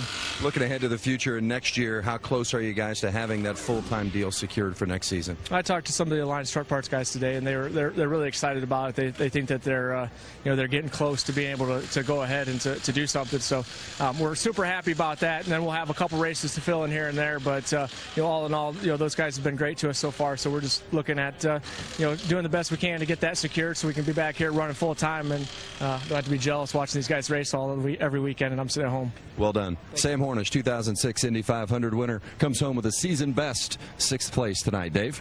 Vince, an 8th place finish for Reed Sorensen was good enough to give him the championship lead, but not after a battery change, running as low as 28th tonight. I mean, can you believe you're the championship leader now? No, we had a long night, that's for sure. The battery deal, we still don't know if it was alternator battery. I think it was the battery, because after that we seemed to keep voltage. So just proud of the guys to be able to change it without going a lap down. Luckily, we were able to stay out there. I shut all the fans off, and it was a little warmer in there with all the fans. That was fun. That wasn't fun. It was the wrong day for that. But luckily, we were able to get the lucky dog and change the battery without losing a lap. And, to come out of here with a points lead, I know Elliott had some trouble, but, we'll take it. We didn't have a good night. And to finish 8th and to leave here with a points lead is good for us. And we'll keep working hard and get better and get this DG car better and try to win some more races. A lot of sweat equity in that points lead, Doc. You know, the comeback of the night may be with this young man, 24-year-old Drew Herring, driving in the 18 car. And Drew, you qualified 17th. At the start of the race, you went falling way back to about 23rd. What happened? Well, we were just really free in the beginning of the race, and I wasn't going to do anything to jeopardize the car and put us in the wall, so I just fell in line there and rode it out. I kept relaying to Adam and the guys what the car was doing, and I can't thank them enough. They did an amazing job on the calls all night, and we just kept getting better and better. I mean, this sports clip Toyota was unbelievable on long runs, and we just kept getting better and better and gaining, and man, we were just picking them off. I really wish we'd have had a little bit longer run there towards the end. I think we could have got by to 12, but overall a great day. Well, a career-best 7th-place finish for Drew Herring, and they just keep bringing out the young guns over here at Joe Gibbs Racing. Vince. Speaking of young guns, Trevor Bayne had his hands full tonight as he was trying to wheel that 16 car around. What was the issue? I know you fought loose all night. Yeah, the thing was just never in the racetrack from the time we unloaded here. We tried to work on it all day in practice, and then qualifying we had the same issue, and in the race we had the same issue. Something's got to be funky in that thing because it just wiggled around and never got in the racetrack all night. Couldn't get it to set, and so it's tough to hang on when it's doing that all the way up the racetrack, off the corners, and we tried a few different things to try to make a swing at it, and we just could never chip away at it. So glad Carl won, but we got to figure out how we can get in there soon. You know, we'll pick this thing apart, and just talking to Jack, and we'll see what we can do to get our Mustangs faster from here on out. Still salvaged a top 10 out of it, Marty. Trevor Bayne, 9th tonight. And rounding out the top 10, Kenny Wallace, for the 9th time this year, gets a top 10 as the celebration continues down in Victory Lane with Carl Edwards and his Fastenal crew. Let's take a look and recap exactly what happened today, because it was loose early. Yeah, we saw many cars get out of shape. Jason Leffler right here and Michael Annette. And then the battery problem. And yeah, he had some problems with this voltage all night long, and then they changed this battery. It seemed to get better. They turned a lot of the, like I said, the electrical switches off, and it was able to survive the night. And this was about lap 84 where Carl gets his speeding penalty, falls all the way to the back of the field. Than I normally go. And then he just picked people off, and here's where he retook the lead, getting Austin Dillon loose. Yeah, drove to the lead from the back under green with no help from caution. Brad Keselowski also had problems. Yeah, this is one of the big problems tonight. They think they've had a cylinder go down in this car, go down to 7 cylinders. They're working on the right side of the engine right there, trying to diagnose the problem. And they probably still don't know what it is, because the car did finish the race in the 12th position, about a half a second slow. And here's Elliott Sadler making a pit stop, coming off pit road. Strips the rear gears and had to go into the garage and change that. He came back out to finish 30th, 32 laps down, and he is now 3rd in the championship points chase, 14 behind. And old Concrete Carl does it for the 8th time, more than anybody else ever in the series. Kevin Harvick, Kyle Busch have 7 apiece. And then Carl not only did the backflip, but headed up into the grandstands. Here's our ticket to the race. And you can see next week we head to Indianapolis, to Lucas Oil Raceway, then on to Iowa, and then to the Glen, Circuit Gilles Villeneuve up in Montreal, all the way through the month of October, when we will end up in Dover and Kansas. And we hope to see you there. If you see us, just stop us and say hello. So as we come topside, guys, interesting night to say the least. Guys that we thought early were going to not be factors because they had problems, all of a sudden, both of them came back. Yeah, they sure did. We saw a guy like Drew Herring run so good. I mean, I took a look at Allgaier. He was nowhere at the start of the race. Drove that baby back up to the front. But the guy that I was really impressed with was Austin Dillon. He looked solid throughout the night. He's going to race with us again next week over Indianapolis, and so be good to watch him. Yeah, he did a good job, and what I expected was a race between Carl Edwards and Brad Keselowski, and it was shaping up to be just that. They had a great race early, and then I guess it just took its toll on Brad Keselowski's engine, and when it laid down, it kind of just put an end to that fire, and then Carl Edwards had a pretty easy run to the end. I mean, he had a great car. Carl's car was so good through the middle of the corner. Well, and the other thing we found out tonight, we mentioned the fact that we tied for the fewest cautions. So if you had a car that could not go the long run, you were in deep caca tonight. Yeah, you would have been in trouble tonight. These cars can roll about 65 laps on fuel tonight, we saw. But we've been seeing these constant runs, green flag runs to the very end. We have not seen all this crashing in green-white checkers. But I think that's going to change next week when we go to Lucas Raceway Park. Is that what it's called now? It's Lucas Oil Raceway at Indianapolis. I knew it was Lucas something. So they changed the names quite a bit on us. It's going to be different next week. Well, let's preview next week. What do you think? Well, the short track race is going to be a lot of fun. I can't wait to see that. I'm not going to be out there. You guys are going to be calling the race, but it's going to be fun. It's always fun when you go to Indianapolis and race at the short track. Well, and as we get ready to head there, and let's check in with Jamie Little. She's caught up with a very disappointed Jason Leffler. Yes, he is. It was a tough night. Finished 18th, one lap down, but you guys had a speeding penalty. You had some contact with the 11. Jason, what was it like out there tonight? Well, it was a rough day. We didn't have a speeding penalty. They left the wall too quick, and had a couple pit road penalties. And then the 11, I didn't give him any room. We were racing for the lucky dog, so I can't blame him for that. But all the guys in Turner Motorsports working really hard, and everybody had great clips. Got to thank them, but it's definitely not the night. We usually run really well here, so we were off tonight, and looking forward to next week to Indy, and it's always a good atmosphere around there. So hopefully we can get our car straightened out so we can win that race. It's been a tough couple of weeks, but he's looking forward to moving on to Indianapolis next week. Vince? For the first time in 10 years, Kenny Wallace has put 4 straight top 10s together. How about that? How good does it feel to be back? Because you guys are really running well, Kenny. It feels really good. Honestly, I know we got a good team, but we are a mid-level team. So I just want to say something. I am sweating. I am exhausted because I gave it everything I had. It gets hot in that car, and some people go, "Oh, you're getting old, you wore out." It's got done pouring water all over me. So I'm good to go. Oh, watch this. Watch. See? Kenny doing a celebration dance. 10th place tonight for Kenny Wallace. He looked like John Force, didn't he? Hey, he's your brother, man. That's all I can say. There's the celebration going on with Jack Roush talking to his man Carl Edwards.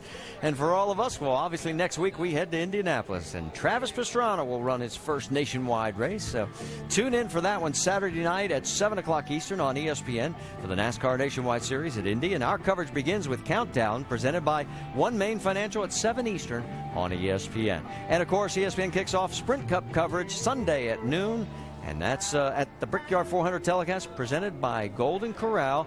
And the guy who won today, Carl Edwards, is going to be our in-race reporter next week for the Brickyard 400. Coming up next, it will be SportsCenter right here on ESPN. Congratulations again to Carl Edwards, and this has been a presentation of the ESPN, the worldwide leader in sports. So as we say farewell and another great trip to Nashville, guys, some quick final thoughts. Yeah, it's been a fun race. It was always great to come to the Music City. It's a solid run for Carl Edwards again. We learned a lot of how strong that car is, but I'm looking forward to next week. That's going to be a shootout on that short track. Tempers are going to flare. Can't wait to get there.